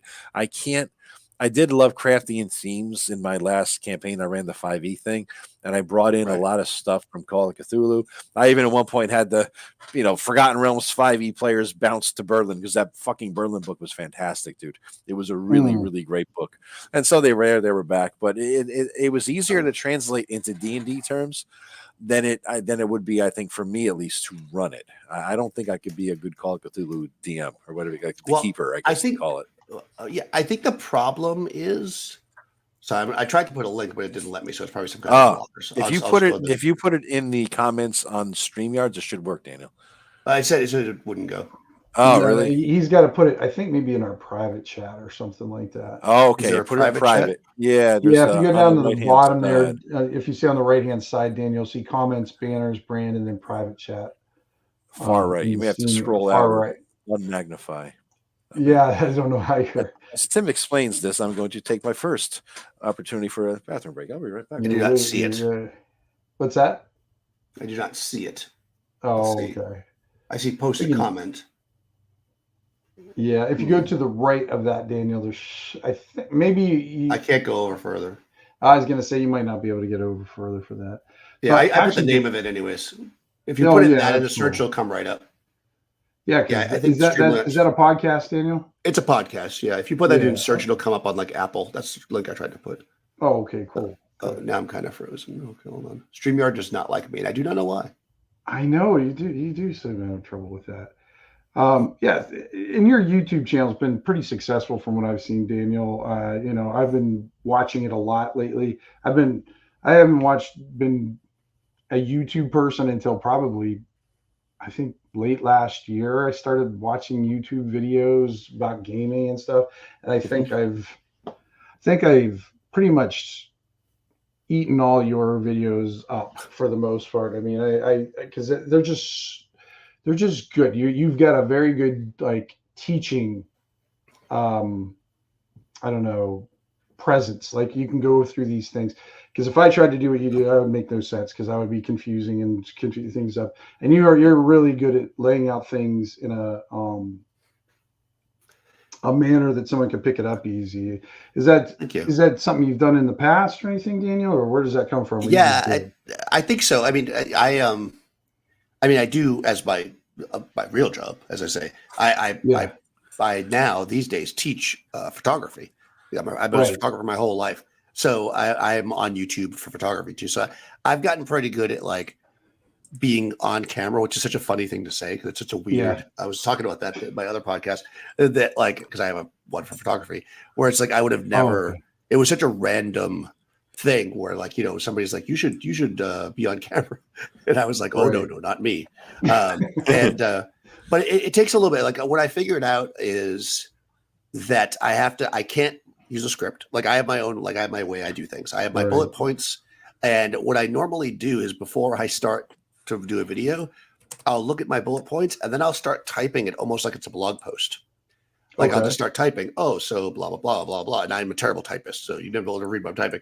And I'm typing it. And then once I feel like I'm in the flow of it, then I turn the camera on and then I'm like loose. And That's interesting. Yeah, that's it. And editing's a big part of it. Right. If there's anything that I learned from doing videos for a long time is to stop. Like, because what happens is you start to talk, as you probably noticed in the live stream, and then you run out of something to say, but you're not done talking, so you just keep going. But like, so if you learn to stop, that's like the thing that I've learned from recording videos. This is by having people film me, like, because of course these things you do yourself, so you have to become self-aware. But when I first started doing it, I had filmmakers, like actual good video people filming me, and they'd be like, "Okay, you can stop now." Third party help to like, shut up, Daniel. Okay, you're good. So you start to learn, like when you start to learn to just stop, because the most nervous thing is when you're recording yourself is to have that silence. But when that's why I say editing. Like sometimes I'll be recording a video and I'll just lose track of where I was, and I'll just sit there for a minute and go. But that's because I know I can cut it out, right? If I was live, I wouldn't be able to do that. It's much more stress. So I think that helps a lot to make it. But yeah, that's what I kind of do. I have a couple of bullet points. I get myself going by kind of writing something, and then I just start talking. I tried. Somebody actually, there was this weird thing because I had used I was messing around with Midjourney. This is going to get me a lot of hate. Here we go. I knew you have a photography background. I was gonna verge into this, but I didn't want to set you up. So I'm glad you jumped in on your own.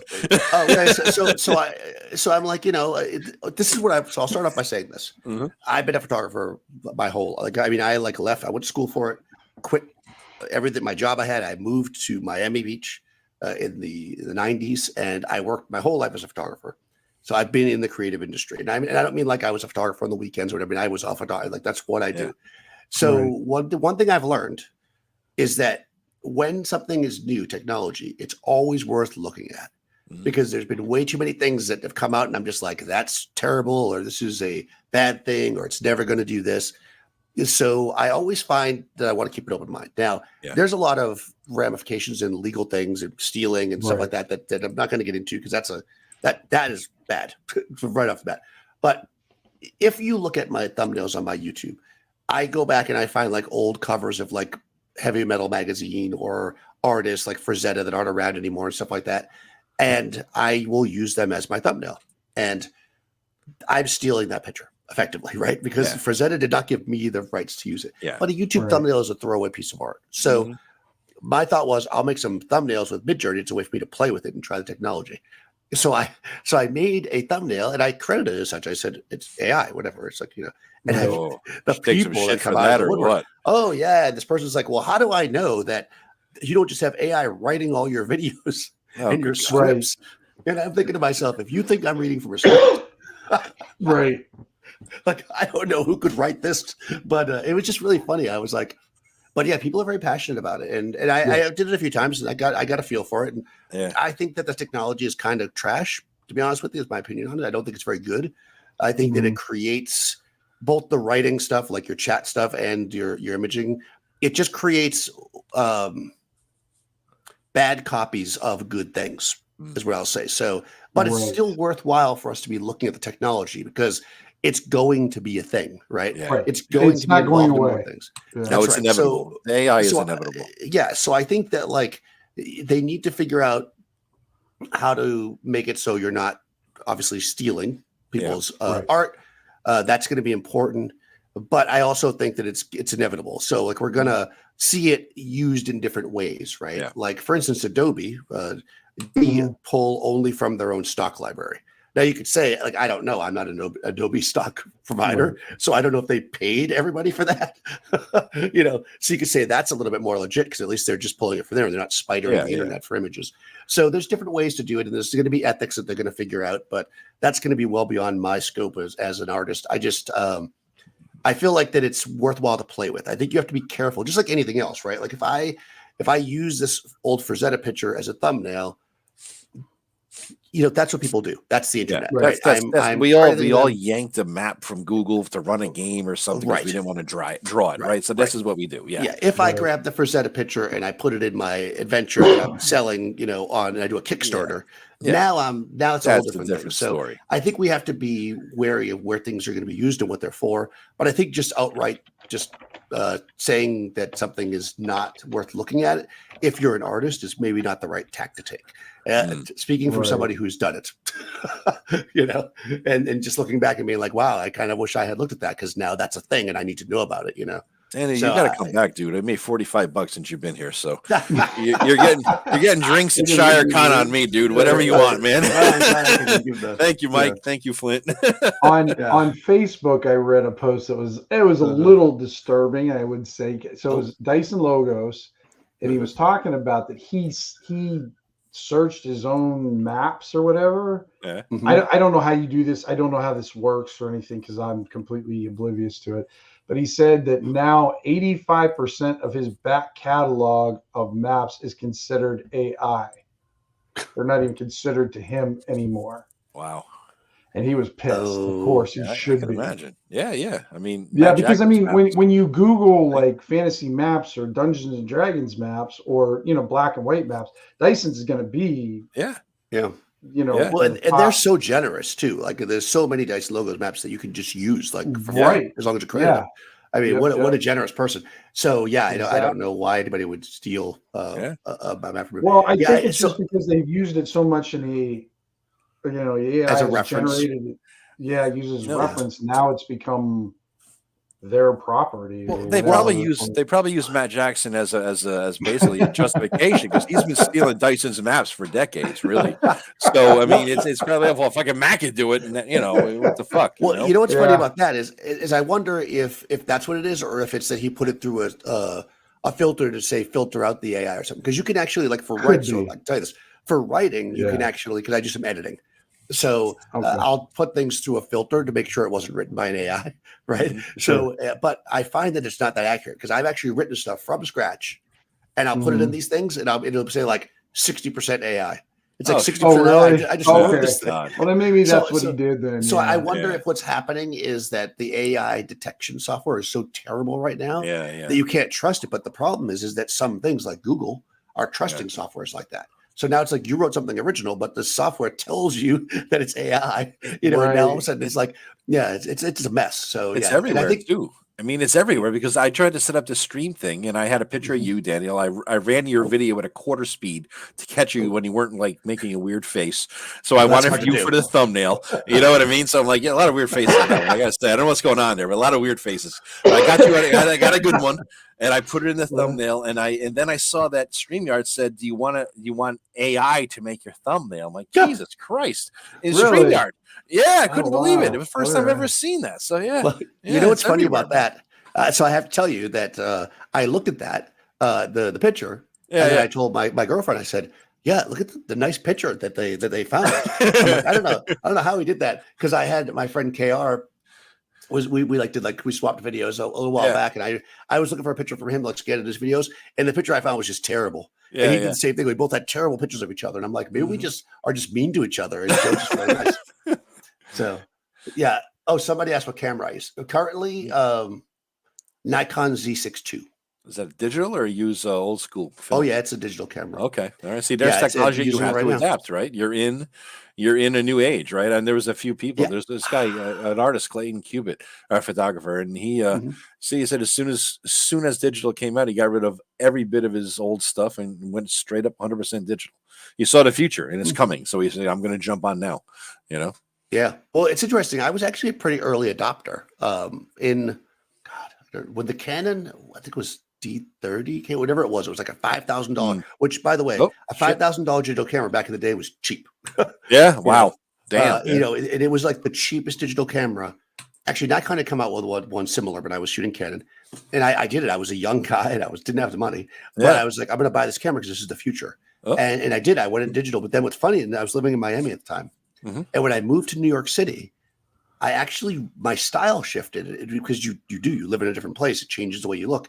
And I actually weirdly went back to shooting analog, as they call it today, film. Interesting. And I shot for a long time. I shot film, and then I never got rid of digital, but film was like the major thing I shot. But now I primarily shoot digital. I find that it's just not worth it for me for the stuff I do to shoot film. It's like the extra expense, the time, the added work to do it. When I was living in New York City and I had labs right down the street from me, and I was getting paid per roll, because they'd pay for the expenses. But now people won't do that. It's like, if you want to shoot film, go ahead, but like, you're taking it out of your pocket. So you got to really want it if you want to do that. You ever incorporate that into some of your stuff? I mean, there's a lot of times I'll walk in the woods or in the park or whatever, and I'll see a scene. I'm like, oh my God, this is like the best orc ambush. You know what I mean? Things like that. I could just totally see this. And sometimes I'll take the picture on my cell phone, but it never does it justice. I'm a shit photographer, Have you ever like been out there and taken like this? I'm going to show this in this game coming up on Tuesday because I know it totally fits what I want to have the players to see. Anything like that? No. You ever crossover at all? No, no crossover. No. Also, not a bit. Not a bit. And also, what's funny about that is I cannot take a picture to save my life with my cell phone. It is the funniest thing. Really? I've been a photographer for longer than I'd like to say, almost 30 years. Wow. And I can't, like, I'm terrible. I see these people, like these influencers that have these amazing photos, and it's like shot with an iPhone. I'm like, what? Wow. So I don't know what they're doing, but I can't. No, I don't shoot that kind of stuff. Like I'm more of a portrait. Well, for a long time I was a fashion photographer, and then portrait photography. So I don't usually walk around and shoot like landscapes. So So that wouldn't be the case. But I definitely, but I do see things that inspire me. But normally I would just write it down. Like I don't usually take a picture of it, because I would never use the picture in the game, because I don't know why. Do you guys do that? Do you like bust out pictures in games and show people? I've played with people that do that, but I don't. With Roll20, I do. With Roll20, I found it's kind of cool. It looks like this. You know what I mean? And I show a picture I found on Google or something like that, or she looks like this, or whatever the case may be. That I'll do, definitely. I don't do it in person that often, because you got to print it. You got to, you know what I mean? It's ink and bullshit, right? If it's going to be color, it's even more money. So the hell with that, But on Roll20, it's cheap. Right, it's free. Right. No, I used to play with the guy a lot. My friend Tony, the guy that turned me on to Tim. And he would do that. He'd be running games. He'd be like, "This is the innkeep," and a picture would pop up, and you'd find the stuff online. Yeah. And it was fantastic. I can't, because I'll go down like this weird path of like, what does this innkeep look like? And I'll be looking, and then like 6 hours later, I'm like downloading pictures of sexy elves onto my computer. I don't even know what's So it's like, I'm just not. Yeah, it's just goes down the rabbit hole. Yep. I used to have this giant folder that was just called like sexy images elves for games and stuff, and it's so huge that I would use like 5% of them I've used, and mostly as characters for myself, because I'll be like, oh, I need a character portrait, because I do that if I'm playing in a game. Like in Roll20, I'll look for a fun picture. That's actually, this is a good question for you guys, because I'll answer first, because I always like to talk. But when you're building characters, like, where do you start? So for me, I often start with a picture. Like, I'll think, what does this person look like? And I'll find a picture, and then I will build my character based on that picture. Do you guys do that, or what do you do? No. I mean, first is like, all right, the group needs a wizard, so he's going to be a wizard. And how do I min-max the shit out of this wizard to get all the advantages? And then the name and the look comes way the Joe hell later. Always plays a wizard by default. Yeah, well, the group needs a wizard. I mean, that's how it goes. I always how I do it. Yeah, you go with the he does the stats, and that determines his character. I just roll it. I'll play it as shitty as it comes, because I'm just absolutely playing shitty characters. Just 5 strength fighter. Here we go. That's that kind of thing, right? Well, let's do it. I think the picture helps me kind of figure out who the character is. So I often will do it that way. I'll look for a picture. And then from there, and then what I'll do is if I need to, I'll roll multiple characters. It depends on the game system. A lot of times people let you swap stats. You usually get at least one stat that's decent, so you move that. Right. Yeah, which is interesting because I was having a conversation across podcasts at one point with Rob from Down in a Heap, and he was talking about how it was too easy to be a paladin, but then he lets his players swap one stat. And I said, well, that's why. I mean, it sounds like a minor thing, but if you only need a 17 in charisma, then all you have to do is roll a 17 to be a paladin if you can swap the stats. But if you need it in charisma and you have to roll it that way, it's way more rare. And it's funny how a minor thing can really change like that, right? The structure of the world, right? And how many dice are you rolling to get that 17? Oh, that's I'm very generous with the stat rolls. Only keep the sixes. I'm very generous. I start with you get 61. Yeah, yours 66. is generous. Yeah, here's my. Still manage to roll shitty though. You do. It's impressive. And so you get one set of dice, 66. Keep the top 3. You get 2 sets of dice, 5d6. Keep the top 3. You get 3 sets of dice, 46. Keep the top 3. Arrange where you want, and Tim still rolls shit. I don't know how, but he will still manage to pull off. I picked the wrong 3. Yeah. It's just like Jesus Christ. That's really interesting. Usually, if I'm making a character for like an old school game and nobody tells me what to do, I usually make several characters. Okay, this is how I do it. I just feel like, well, that way you have backups. Plus it's just fun. Yeah. I'll just be like, all right, I'm going to sit down and roll up a couple characters here. Then I'll just pick the one I like. Which usually goes with the picture that I picked, right? Yeah. I mean, occasionally not, right? You get the sexy elf picture and then you roll, everybody has a 3 in charisma. And you're just like, well, she's good looking, but she's just not very nice. Mm-hmm. Right. You guys ever miss like I know Tim and Rob played together as kids and lived close together. Me and my brother played together as kids, and we have a few friends, but we're all distant. Roll20 is the destination now because it's easy, right? Rather than travel everybody to get the same house. Dan, you said you got back with your old buddies and they didn't play anymore. Right. Have you ever gotten lately, reached out to some old people? Do you still do the face-to-face thing rather in person, or do you just exclusively go online at this point? Nope. I had to cough. All right. Interestingly enough, my face-to-face group is in person, right? And it's a group. It's not a group of people I knew when I was younger, though, because I grew up in Massachusetts. I'm living in New York now. But we play face to face, and we met in like 2016 or so when I got back into playing. Okay, and that's it. That's not true. Not everybody from that group stayed together. Some people drifted away. Some people whatever. Yeah. But 2 of the people that I started playing with back then, 2, occasionally 3. I'm still playing my face-to-face group. So I play with the people from my second coming to D&D, if you will. Yeah. And I play in person. Yeah. During COVID, lockdown, we played online because that was our only option. But we play, once a week in face-to-face. I have a group, 6 people. And that was going to be my good thing to happen this week. Because actually not all 6 people are usually there, right? It's like, that's just the nature of it. And this week, all 6 people were there. It was very exciting. Nice. Wow. It's funny too, because a couple of people actually, when the other person's not there, they sit in that seat. So it's funny because when all 6 people are there, there's like a weird thing, like, where do I sit? Oh, okay. Yeah. So but no, so I do. I play in my face-to-face game once a week, and I play, and I met a great group of people online that I played with, just before the lockdown and after the lockdown, and we still play online. That's what I'm going to play Coriolis with. It's fun, but I like playing in person better. It's just a different vibe. Yeah, you're a DM. I take it during the games in person, right? Mostly, yeah. I mean, everybody in my group except maybe one has actually run the group at different periods. Like we take turns, but I mostly run. I mean, that's my designator. So what's your table like? You use maps, you use pointers, you use any kind of electronic stuff, do you use miniatures, do you do theater of mind? Like, how do you run it? Do you stand? Do you sit? What's your style? All right. So let's hear it. Here we go. We're on. All right. So cracked it up. Here we go. we sit at a big folding table in my photo studio, and I sit at one end. And let's see, I use one of those dungeon pizzas. You know what I'm talking about? Yeah, it's like Ultimate Dungeon Terrain kind of thing. It kind of rotates or something like that. Yeah. Well, mine doesn't rotate, but it has like the zones. Completely worthless. I'd never buy it again. It's absolutely junk. Isn't that PDM's thing? Nobody does that. I don't know. Maybe you guys do. So before I answer your question, the whole pitch of this from Dungeon Craft, Professor Dungeon Master. Yeah, it's got these zones, right? Yeah, and he's like, because everybody just ends up in the middle in melee. not my group. No. They're 100 feet this way, 200 feet this way. They're all over the friggin' place. They're never in the middle of the thing, right? So I got to lay over here, I'm gonna lay over there. These zones are useless to me. If I was going to buy this again or get something round like this, because I like the idea of it on Lazy Susan, which I do not have, but I would not get one with zones because I think the zones just throw everything off. So I have that. That's I put it on the table every time just so we have squares. Use it's a market apparently.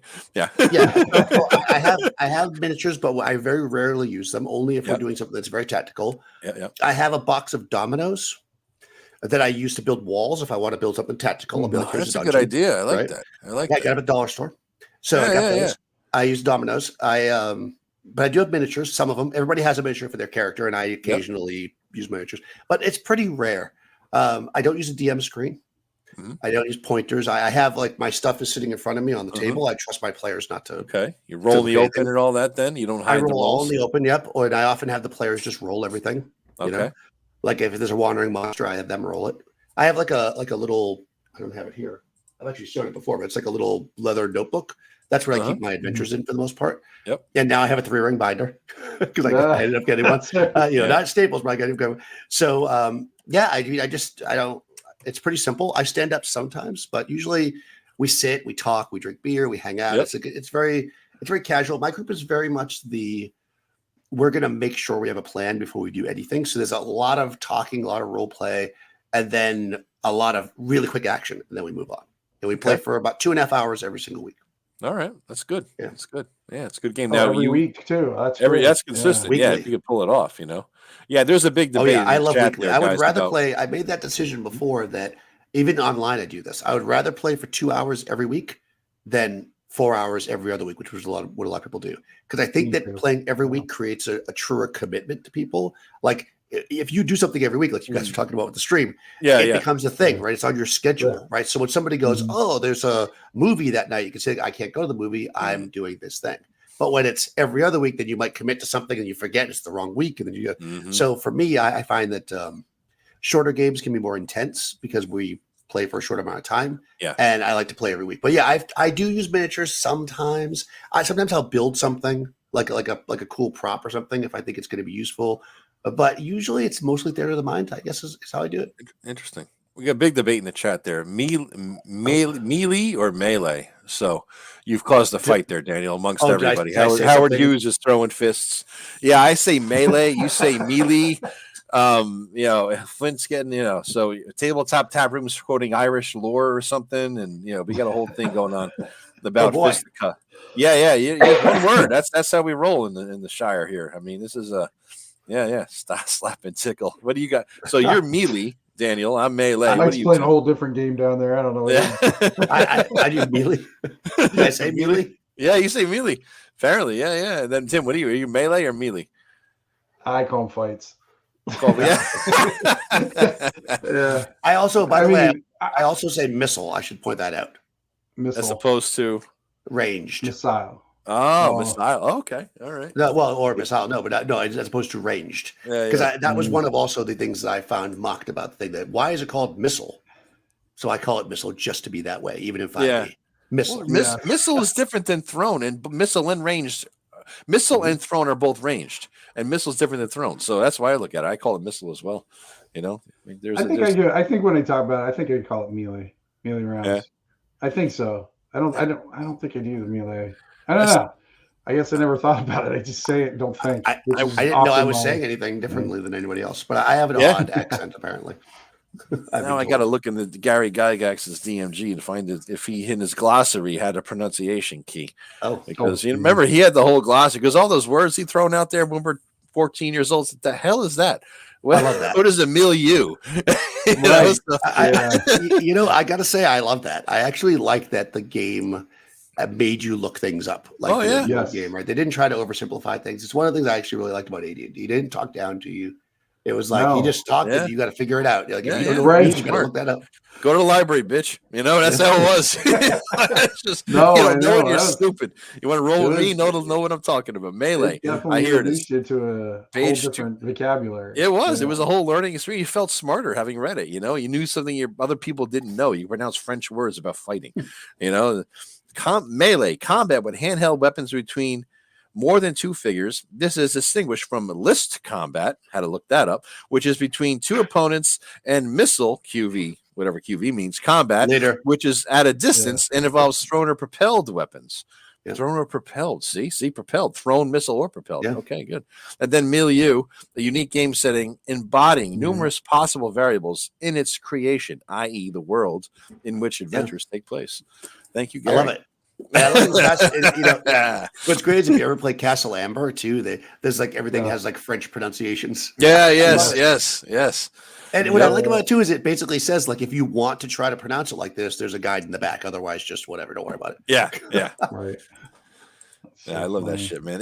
Somebody's I credit Gary Gygas for my SAT score. Indeed. He made me read. Yeah, it made me read. Yeah. 100%. I think it made a lot of gamers kind of expand their reading and their, look into different things. It's absolutely for me. On that note, everybody talks about Appendix N, right? Like I didn't really get into reading those authors until I was an adult and people started talking about it. Like, I guess I read some of them. Like I had read Tolkien, maybe there's a couple in there that I had read, but not a lot, and then I discovered many of them later on.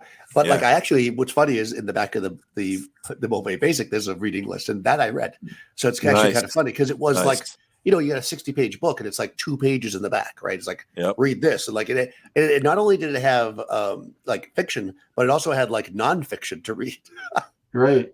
It's a great reference. It's And I think it had movies and TV shows and stuff like that too. I think a few of those listed on the back from what I remember. So. I'm looking at them now. Yeah, Paul Anderson, 3 Hearts, 3 Lions.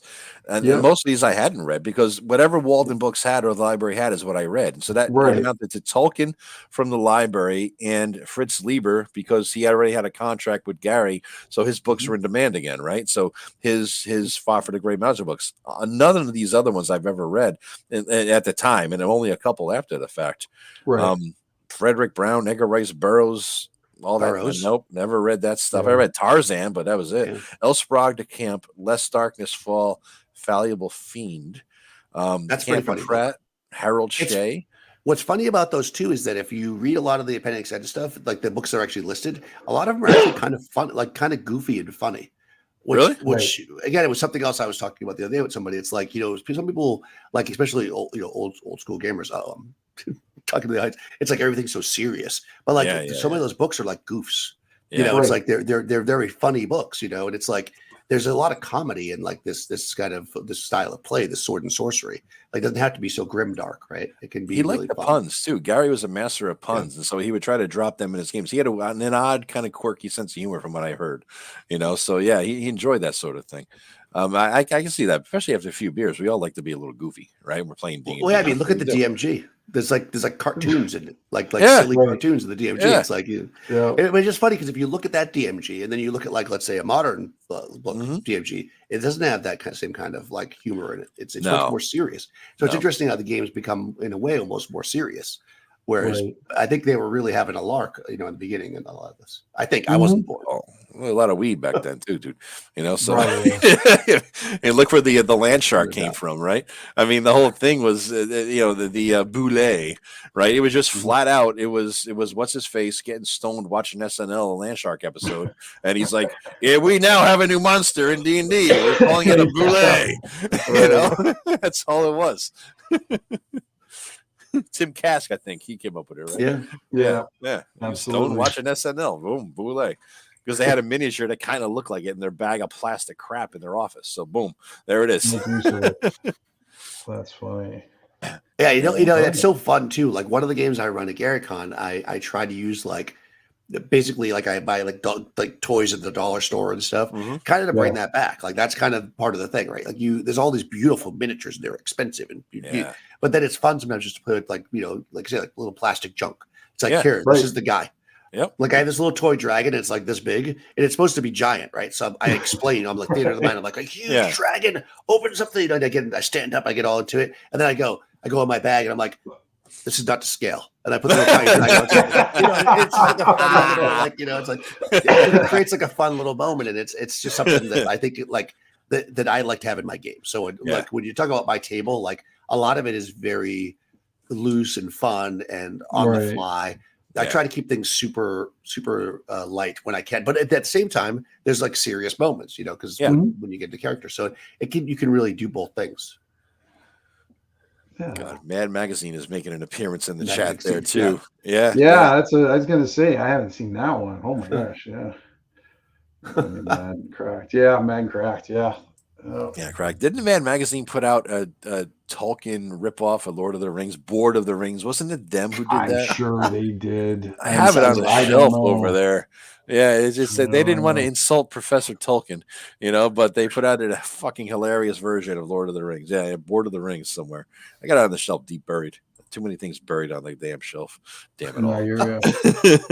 You guys have all these shelves full of books. I have nothing. Nothing. Nice clean setup there, huh? Mine's all I try to keep my mess kind of contained as much as possible, and there for the longest time, I have in my office. I have space to spread out, but Ivy's she's photographer herself and everything. She does hers for hobby stuff. She's a more of a what is it called? Macro photographer. Oh, nice. So she likes getting real close to the bugs and seeds and all the other, macro is really fun. Yeah, so she's big into that. So she's taken over half the office too, so she can process her photos and take care of stuff. So I just kind of condensed down. I said, I'll just make a little gaming cubby. It's nice. Mine's spread out all over the place. Yeah, it's just not behind me. Right. Yeah. I have a window behind me, really. Went on a workshop with people, and this guy took me aside. It was the husband of a woman I work with, and he had just gotten married a few years earlier. And he says, we're having a few drinks, and he says, Joe, he says, you're getting married or anything? You're dating? I said, no. He says, so if you ever do, make sure you either get a big garage or a big cellar, because that's all you're gonna get. So I'm always in the back of my head, if I ever get married. It's a check mark. It's one of those must-haves. You're gonna need it for all you're getting. I know. I can't see myself ever getting with a woman who put up with this bullshit. Can you? Yeah. There's a whole lot of books here, man. Well, you never know. You might find one who will add to it. That would be dangerous. That's a dangerous setup. But living safely is not your strength anyway. That's true. I'm surprised these books haven't collapsed and killed the people beneath me. They're nice people too. They made me breakfast. So I just feel bad, but yeah. Daniel, it's been 2 hours. Speaking of that, so I just read. I just read a new book. Still alive. All right. Oh yes. What do you got? What you got? So when I was at Clericon, which is in a brand new con, the first one was last year, put on by a where is that at? Dungeon. It was in Philly, Canada. Wow, it's Canada. Was it in Montreal? It was in one of the Canadian. Now I feel bad that I don't know this Canadian. Sorry, Canadian people. But it wasn't that. It was like 8 hours away. But there's a channel called the Dungeon Minister, and he put on a con, and I said, "I'll come to the con. Why not?" So when I was there, I met this guy who then shortly after started a YouTube channel, Grumpy Old Slon, and he's reading Weird Tales magazines, and he read a story. Like he was talking about a story, and it was called Companions on the Road by Kenneth Lee. And it sounded so interesting. Yeah. So I went, and I had never read any Kenneth Lee. So I went and looked for it, and the book itself was super expensive, but for some reason, this one that has 2 stories was like $5. So I bought it. And, they're really good. So I recommend Kenneth Lee if you haven't read them. And this is a good one. Companions on the Road, and the other one's called The Winter Players. Okay. But my problem with this is the problem with really good fiction, I think, is that I always want to make everything an adventure. Yeah. And these have great ideas, but I just don't know how you make it an adventure, but also still leave it open-ended enough that players can do what they want.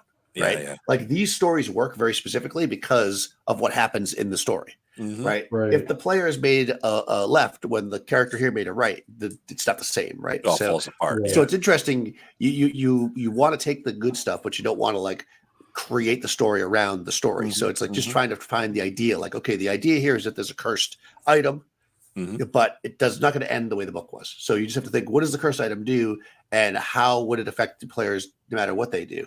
And I think that's partially where I get this. We're talking about books where I get like a lot of my ideas, except for just the players themselves, like bouncing things off of them, right, for my adventures. Like I'll get all these modules, like we were talking about earlier, and all this other stuff.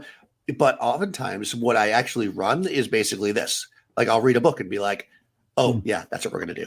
Yeah, it's so funny, right? It's like, no, that makes sense. Yeah, is that what you guys do? Do you write a lot of modules, or?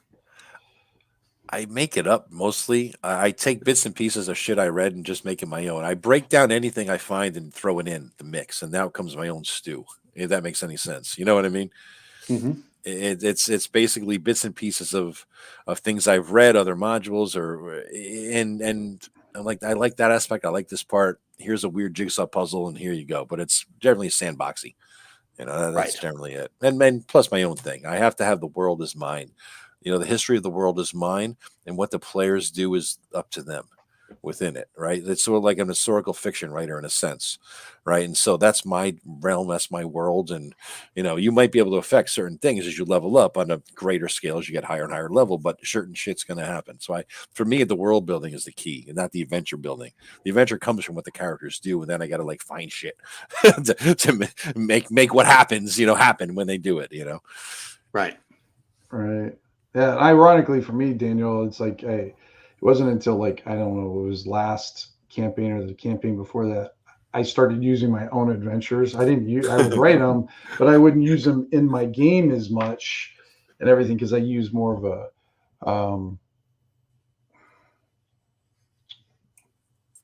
I guess the player's actions would have had to fit the situations I would present in some ways for me to maybe introduce an adventure.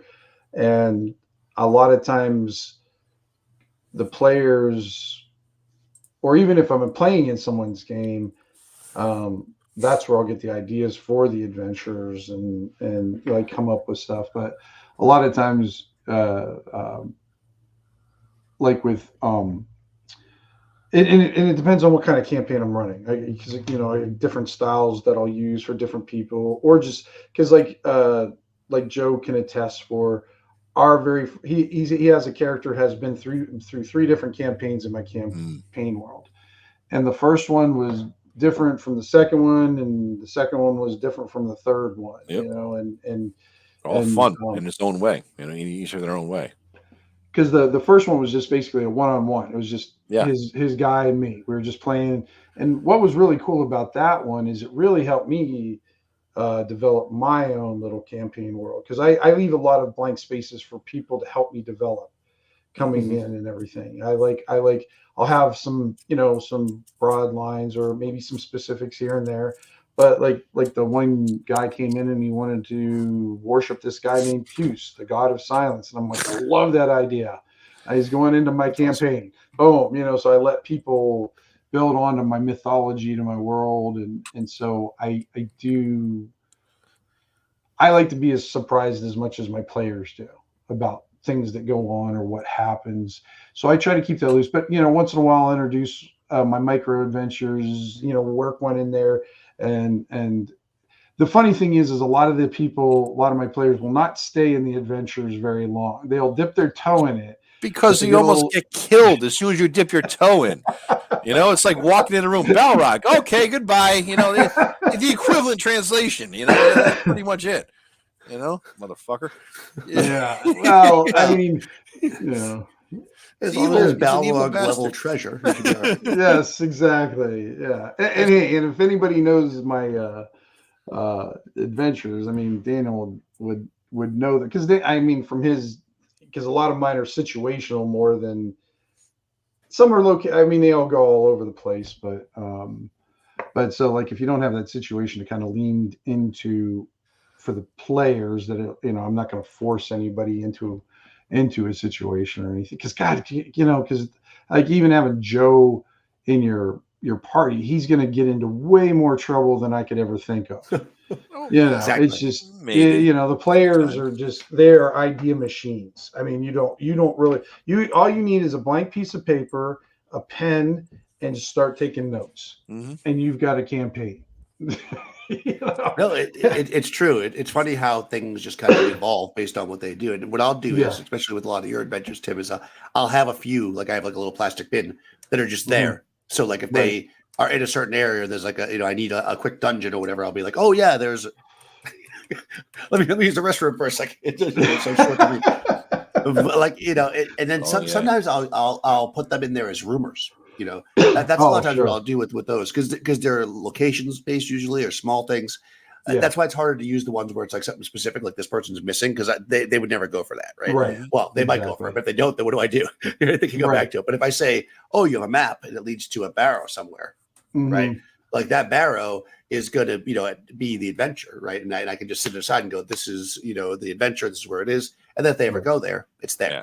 So that's always fun. But no, I agree. It's like whatever they do is just creates just such a, it's amazing what players can do. And I think that's one of the most powerful tools as a DM we have is just opening up to what's going on around us and just being like if you understand your world enough, then you can just roll with it, right? Yeah, you want to have an idea of how things work in the world so that if they want to do something, it's like, well, but if you try to like push them in a path, I think it becomes a little bit less interesting for me anyways, as a DM. Yes. Well, Tim's evil idea is to keep his wireless headset on when he goes to take a leak or something as an excuse to eavesdrop on his players while they debate the horrible, evil, nasty situation he just dropped us in. Because at the time, I don't think he has any idea what he threw at us, and he's going to listen to us and get ideas on how to kill us with our own ideas. So, that's pretty much. I cannot lie, Daniel. I do that. I told them I do that though. Yeah. I was like, just so you know, the guys, I am listening. After a year, you told us you did that. After a year, I have my so I hear every word you say. So and then Joe started doing it. I'll do it now. Yeah. Vance says, Vance says, you get killed by Orcus or whatever for 50 silver pieces. Exactly, Vance. And then, as I say, a cursed dagger. Yeah, exactly. Oh, was Vance the one who dumped the? Oh, that was Greg. He dropped a dagger in the well, and that's right. And next time it was a horde of hell came through or some shit, or some whatever the hell it was. It was it was bad. His players made the mistake of mentioning undead spiders. So, right, yeah. Exactly. There you go. And I admit, as a player, though, I will do it just to see if the DM will bite too. I will throw some bait out there and see, how much the GM is going to take or listen. I did it last time. Remember, Greg yelled at me for doing it. You remember that? What was it about? What were you saying? Oh gosh, I can't even remember now. But I it was something that had to do with the hag or something like that. And I said, "Well, okay." And Greg's like, "Why would you say that?" I was like, "Oh, got my reasons." Oh, he's playing the cleric abuse. He was trying to shush you from saying anything bad. He was trying to shush me. Yeah, that was the special power of the cleric abuse was the librarian's shush. So that's what it came down to. Oh, Flint says he's going to try to kill the vigilant lions. Uh-oh. The vigilant lion. What the hell is that? Yeah, they were I think that was one of my last. See, I'm really bad at remembering what I write because I just.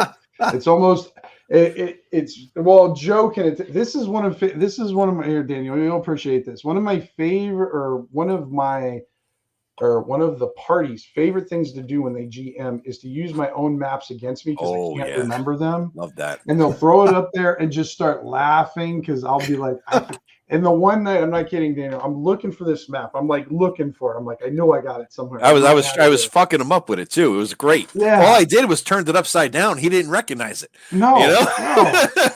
And then here it was, Daniel. It was right on the wall next to me the entire night. It was. He framed. I was just like, I was like, oh my god, you got to be kidding me. I have a horrible. What's that? The second Tim adventure I ran was Tapping Crow. Tapping Crow. I kind of two PCs transported to fight the giant skeleton. The other's stealing some figurines. That's a great one. Yeah. Yeah, Vance was in that game. Yeah, brilliant. Yeah. It was a fun time, and fun was had by all except for Tim. So, dude, how was Gary Con? You said you just got back from that, right? Oh, GaryCon was great. It's probably my favorite convention, I think. Really? It looks like it's hopping out there, man. Yeah. It's big enough that there's like a lot of variety, but it's also small enough that like And I've been fortunate enough to be able to stay the last few years, get a room right in the main hotel. Nice. So you get in there like Wednesday and you just don't leave till Sunday or whatever. And wow. Just like, I heard it's pretty hard to get a room in there too. It's very hard. They have, if you GM a lot, they sometimes you can like there's like a lottery and you can get guaranteed a room, which I did last year. It was so nice. Because then the day of like, because the most stressful part about GaryCon is that it's like the day when the rooms go on sale, everybody's like, because for me, I'm running games. So there's games I want to get in, but if I don't get in any games that I really want to get in, I know I'm going to be in some games because I'm running them. Right. So the stressful part for me is not trying to get in great games. It's basically getting a room. So but man, once you're there and there's kind of like a central like lounge / bar, and like after the games everybody just kind of hangs out and you see like all the people, and like I've been to Gen Con a few times and it's cool, you meet a lot of great people, but like you see somebody at a game, you never see them again. There's 50,000 people there. It's like at GaryCon, it's like you play a game with somebody like that evening, you're walking by them in the lounge, sharing a beer with them. You're like, and there's of course there's luminaries, as they say. You've got like the Larry Elmer's been there almost every year. I've been to Tim Cass because there are a lot of people, so you just see him hanging out and just like you can just walk up to him and be like, hey, your art's great or whatever. And they're like, yeah, I've never heard that before. No, I'm just kidding. No, they're really nice. Like everybody has been super, super nice. I mentioned before, Top Secret was my favorite game. I met Merrill, who's the creator of it, and he signed my book, and it was just great. Oh, very nice. Yeah, it's very, very, very cool. And I was like, look, that game was like everything to me when I was a kid. We loved Top Secret, and he was so appreciative of it and everything. So, but I recommend GaryCon if you can get to it. It's definitely my favorite. ShireCon is awesome. Yeah, but ShireCon's small, but it's getting bigger. So it is. Yeah. I think until he gets a hotel set up, he's limited to. I think we had like about 200 last time, right? I mean, close to. So he's in North Texas only 500, and that's like So, but he just needs a place with a hotel so people can like, stay overnight. Then he gets a 2-day convention. Then he's golden. A full 2-day convention. Right, because I think that's the thing that makes GaryCon great is that you've got that like after the games time. Yes. Whereas like ShireCon, it was a little, for me, I just drove there for the day. So I had to leave. So I was like, but I think that great people go there. It's small. I love the little town it's in. Yeah. Actually, the desk that's behind me, which you probably can't see because it's dark. Actually, there's like an antique store right next to where GaryCon was. Yes. Yeah. Not last year, but the year before. Yeah. I went over there because it wasn't there. It was in a different spot, but I went there to get like something to eat at that little diner. Yeah, and I walked in and I saw it. And I drive a Mini Cooper, so I drive a little tiny car. And I saw it, and I was like, and she was like 50% off. And I was like, I love that desk. It's like a 1920s, whatever. Oh, and I'm like, there's no way in hell that'll fit in my thing. I'm like, can I give you the money and you'll hold it? I'll come back in a week. And she was just like, I'll hold it for you. Don't worry about it. Just give me your name. And she did. She held it for me. I drove back up with my friend's truck. And like, I just drove back up to it and bought it. So I went back in there this year, but there was nothing I wanted. But I was like, and they needed better coffee, didn't they? I think it was your It's very disappointed in the coffee offering. The coffee offerings are terrible, and everything closed super early. It was like, but I think that Tom was kind of saying he didn't think people actually believed him that there was going to be that many people there. So hopefully maybe this year it'll stay open, because I did think things closed.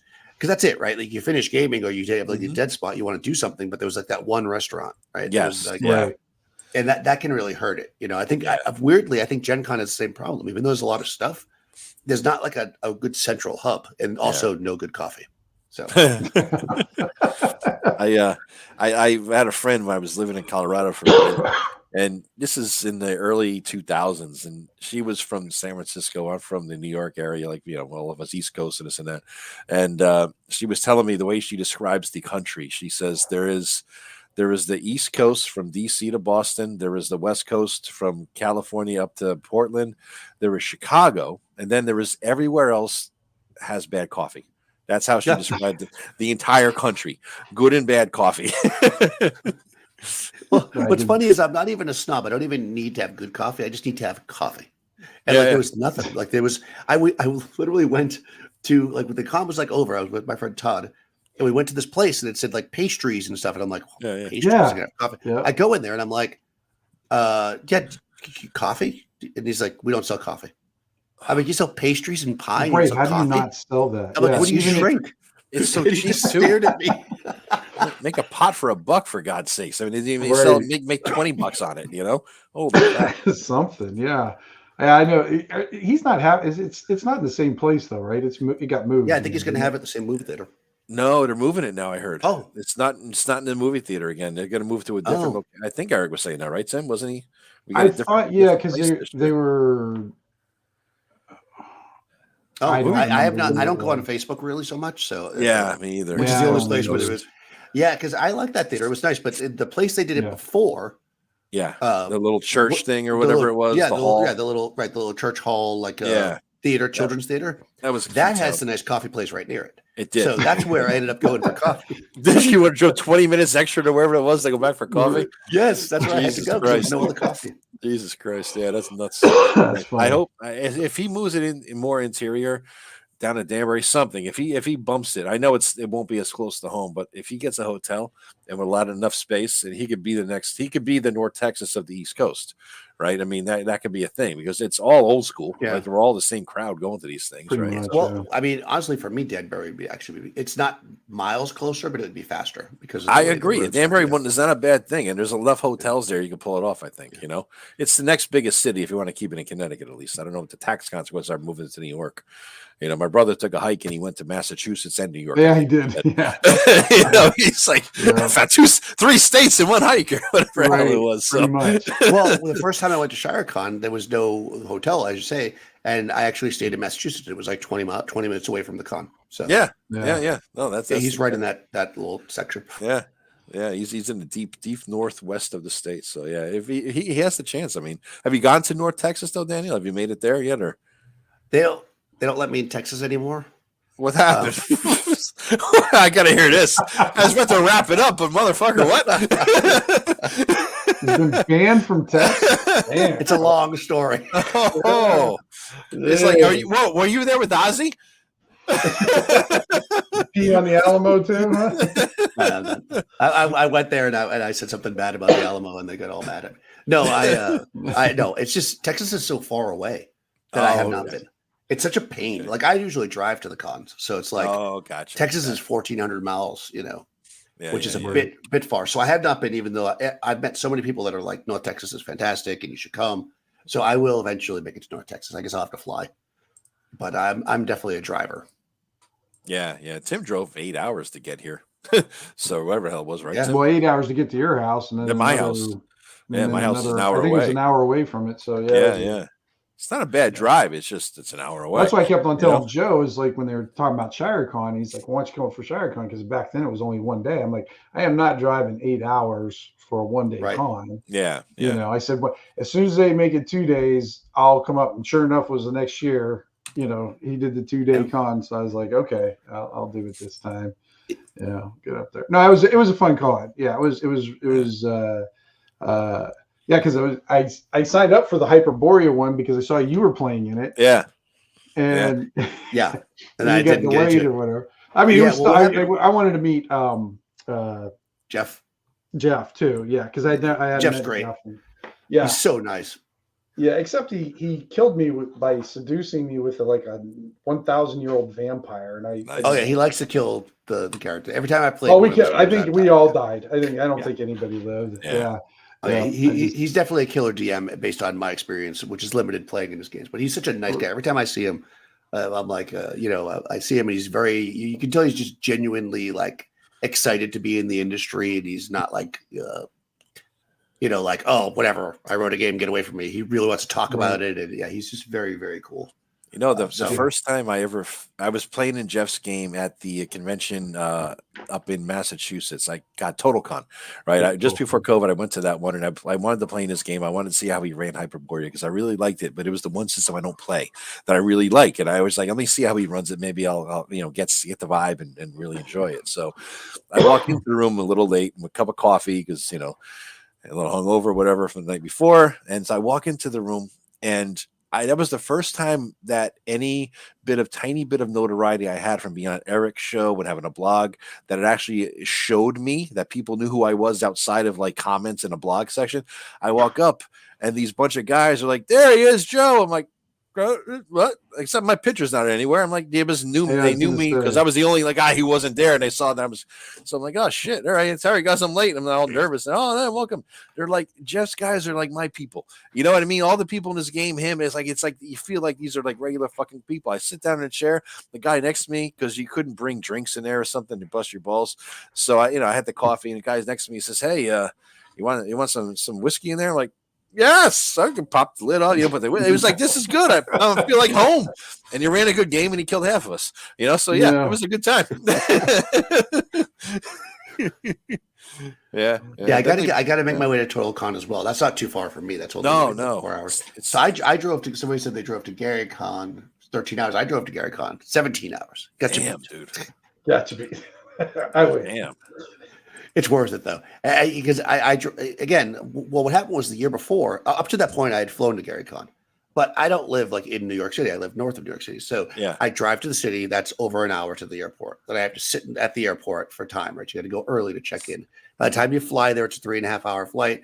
Then you land in Chicago. You got to rent a car. Then it's like an hour drive. So it's like a 10-hour day. Yeah. And you have and now I'm renting a car for a week that sits in a hotel, and I'm wasting money. Yeah. So for a little bit of a lot, I thought at first I'm like, I'll do it in 2 days. I'll just take an extra day and I'll just drive up. But I did it in 1 day just because I was able to do it. Right.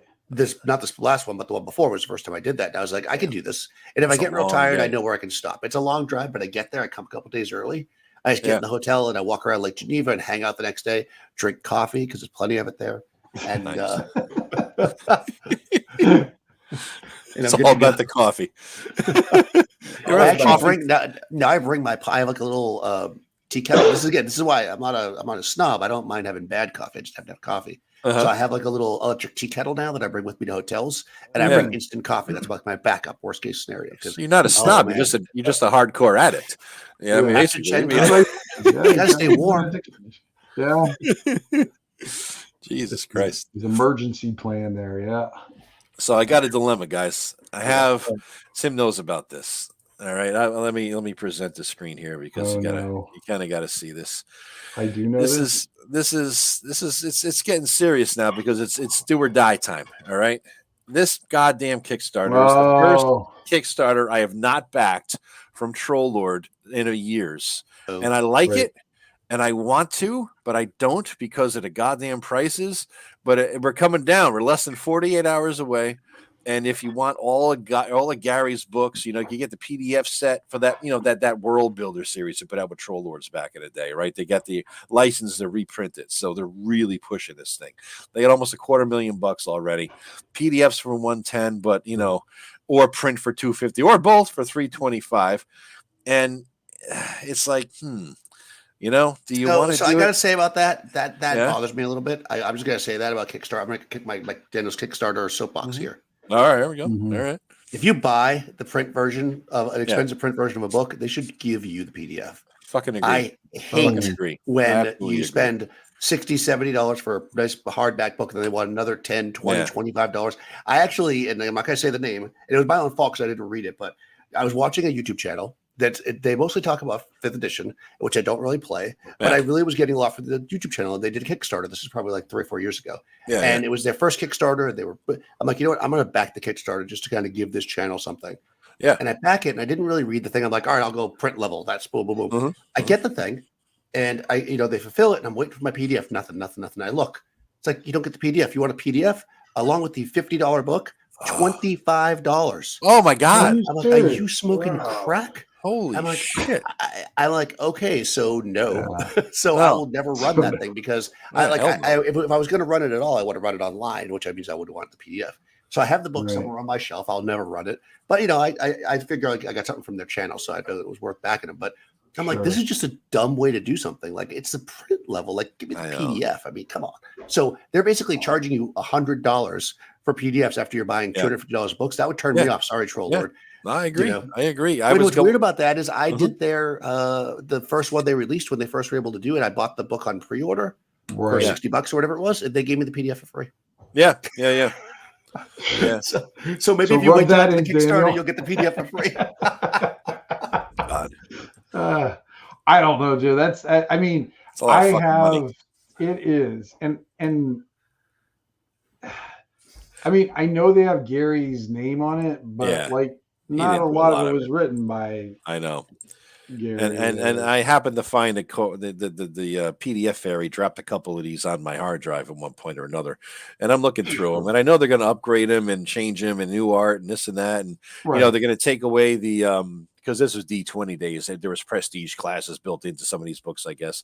You know they're going to take that bullshit out, and I don't know what they're going to make in its stead, but I know it'll be different. But at heart, it's the same material, and the material is good.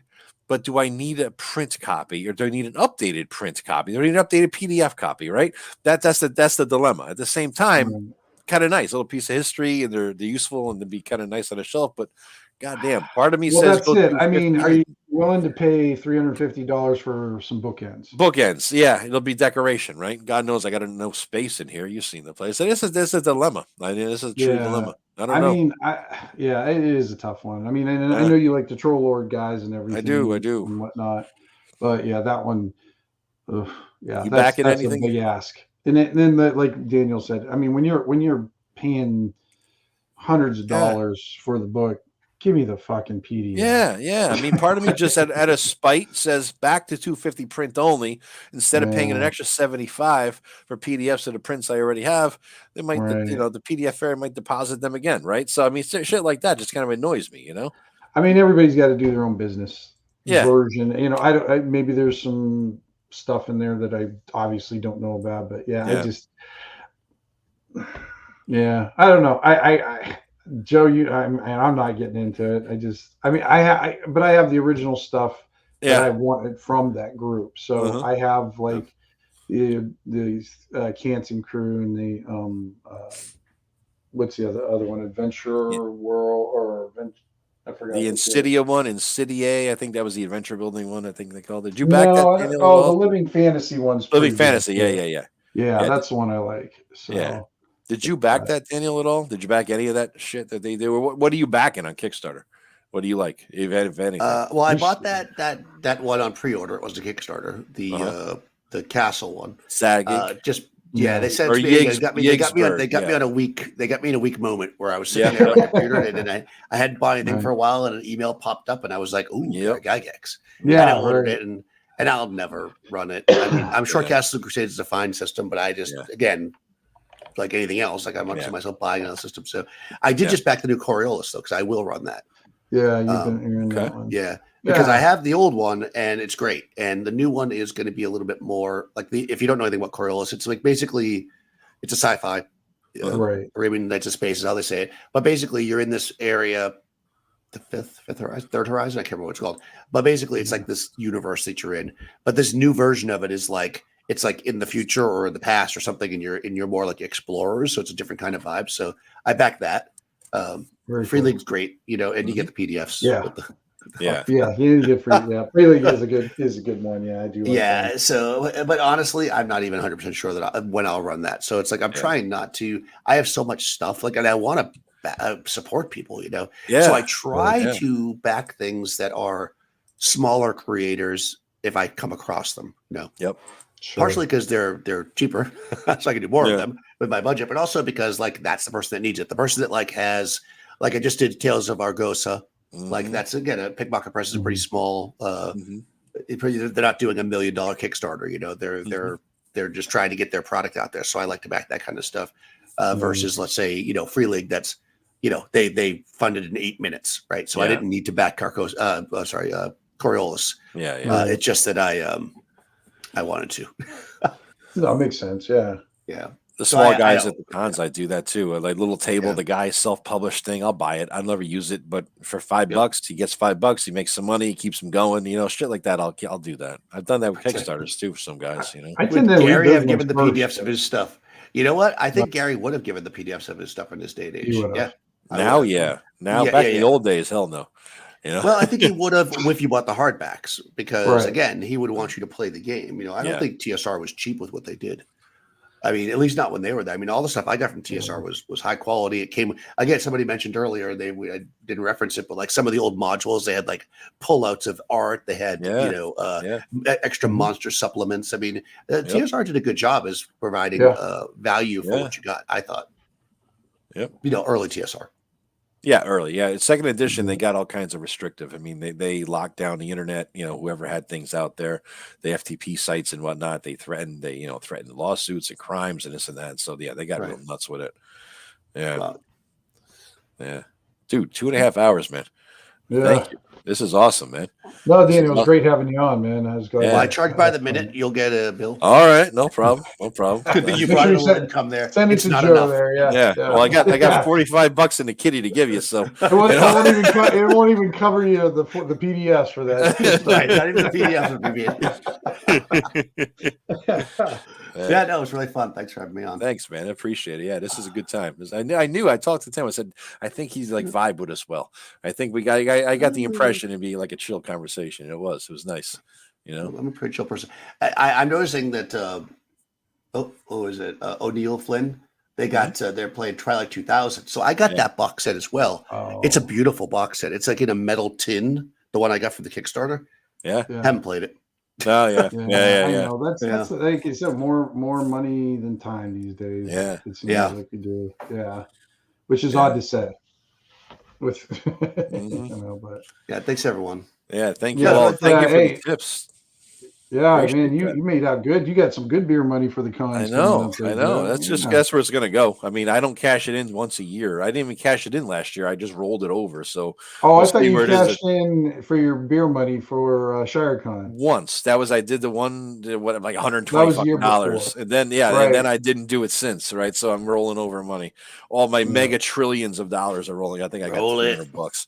So roll it over, Joe. Yeah. It's more fun. But the money is the bonus. I do appreciate that because what I'll do is I'll buy beers for these guys at ShireCon and coffee for Daniel. So good coffee. Well, and again, that coffee place was fine, but it closed at like noon. It's podunk shit. Yeah. It's like Daniel's just like, I don't understand this. I lived in New York City and Miami Beach, and he goes to like it's the weirdest thing. I mean, you think, anybody who has never been to New York might think I'm kidding, but you can literally get coffee anywhere. Everywhere. Like there's coffee all the time. You go to a shoe store, they sell coffee. Yeah. That's a different. But all the delis have it. Like it's not always good, but you could always get coffee. Dude, I lived in Colorado for a little bit, and I was in Denver, and early 2000s, and I remember going. It was like late at night, and I was used to Dunkin' Donuts, whatever, all night long, Starbucks all night long, and so I'm like, well, I'm in Denver, right? I just got to be somewhere to go for a fucking coffee cafe scene, whatever. 11 o'clock, one fucking Starbucks was open in the entire Denver metro area, and it was attached to a Barnes and Noble. They just rolled the gate down and had a separate entrance, so you couldn't get into the bookstore. And they were only open until like midnight or 1. So I'm like, holy shit, I can't believe this. They don't have Dunkin' out there. What kind of state doesn't have Dunkin' Donuts? That's you're from Jersey. Yeah, well, we won't get into that because I was from Jersey, and I remember when I went there, and it's like, she didn't realize how many Dunkin' Donuts they had in Jersey until I was there. And I'm just like, you guys have a Dunkin' Donuts on every freaking street. As it should be. I guess. I don't know. I'm just like, what the hell? But yeah. All right. All right, guys. Thank you very much. All right. Yeah. So Daniel, hang out afterwards if you want. Yeah, in the little green room area. And I got to take a leak. So everybody have a great evening, and thanks for listening. For hanging out. All right. Bye-bye. Good night. All right. Good night, everyone.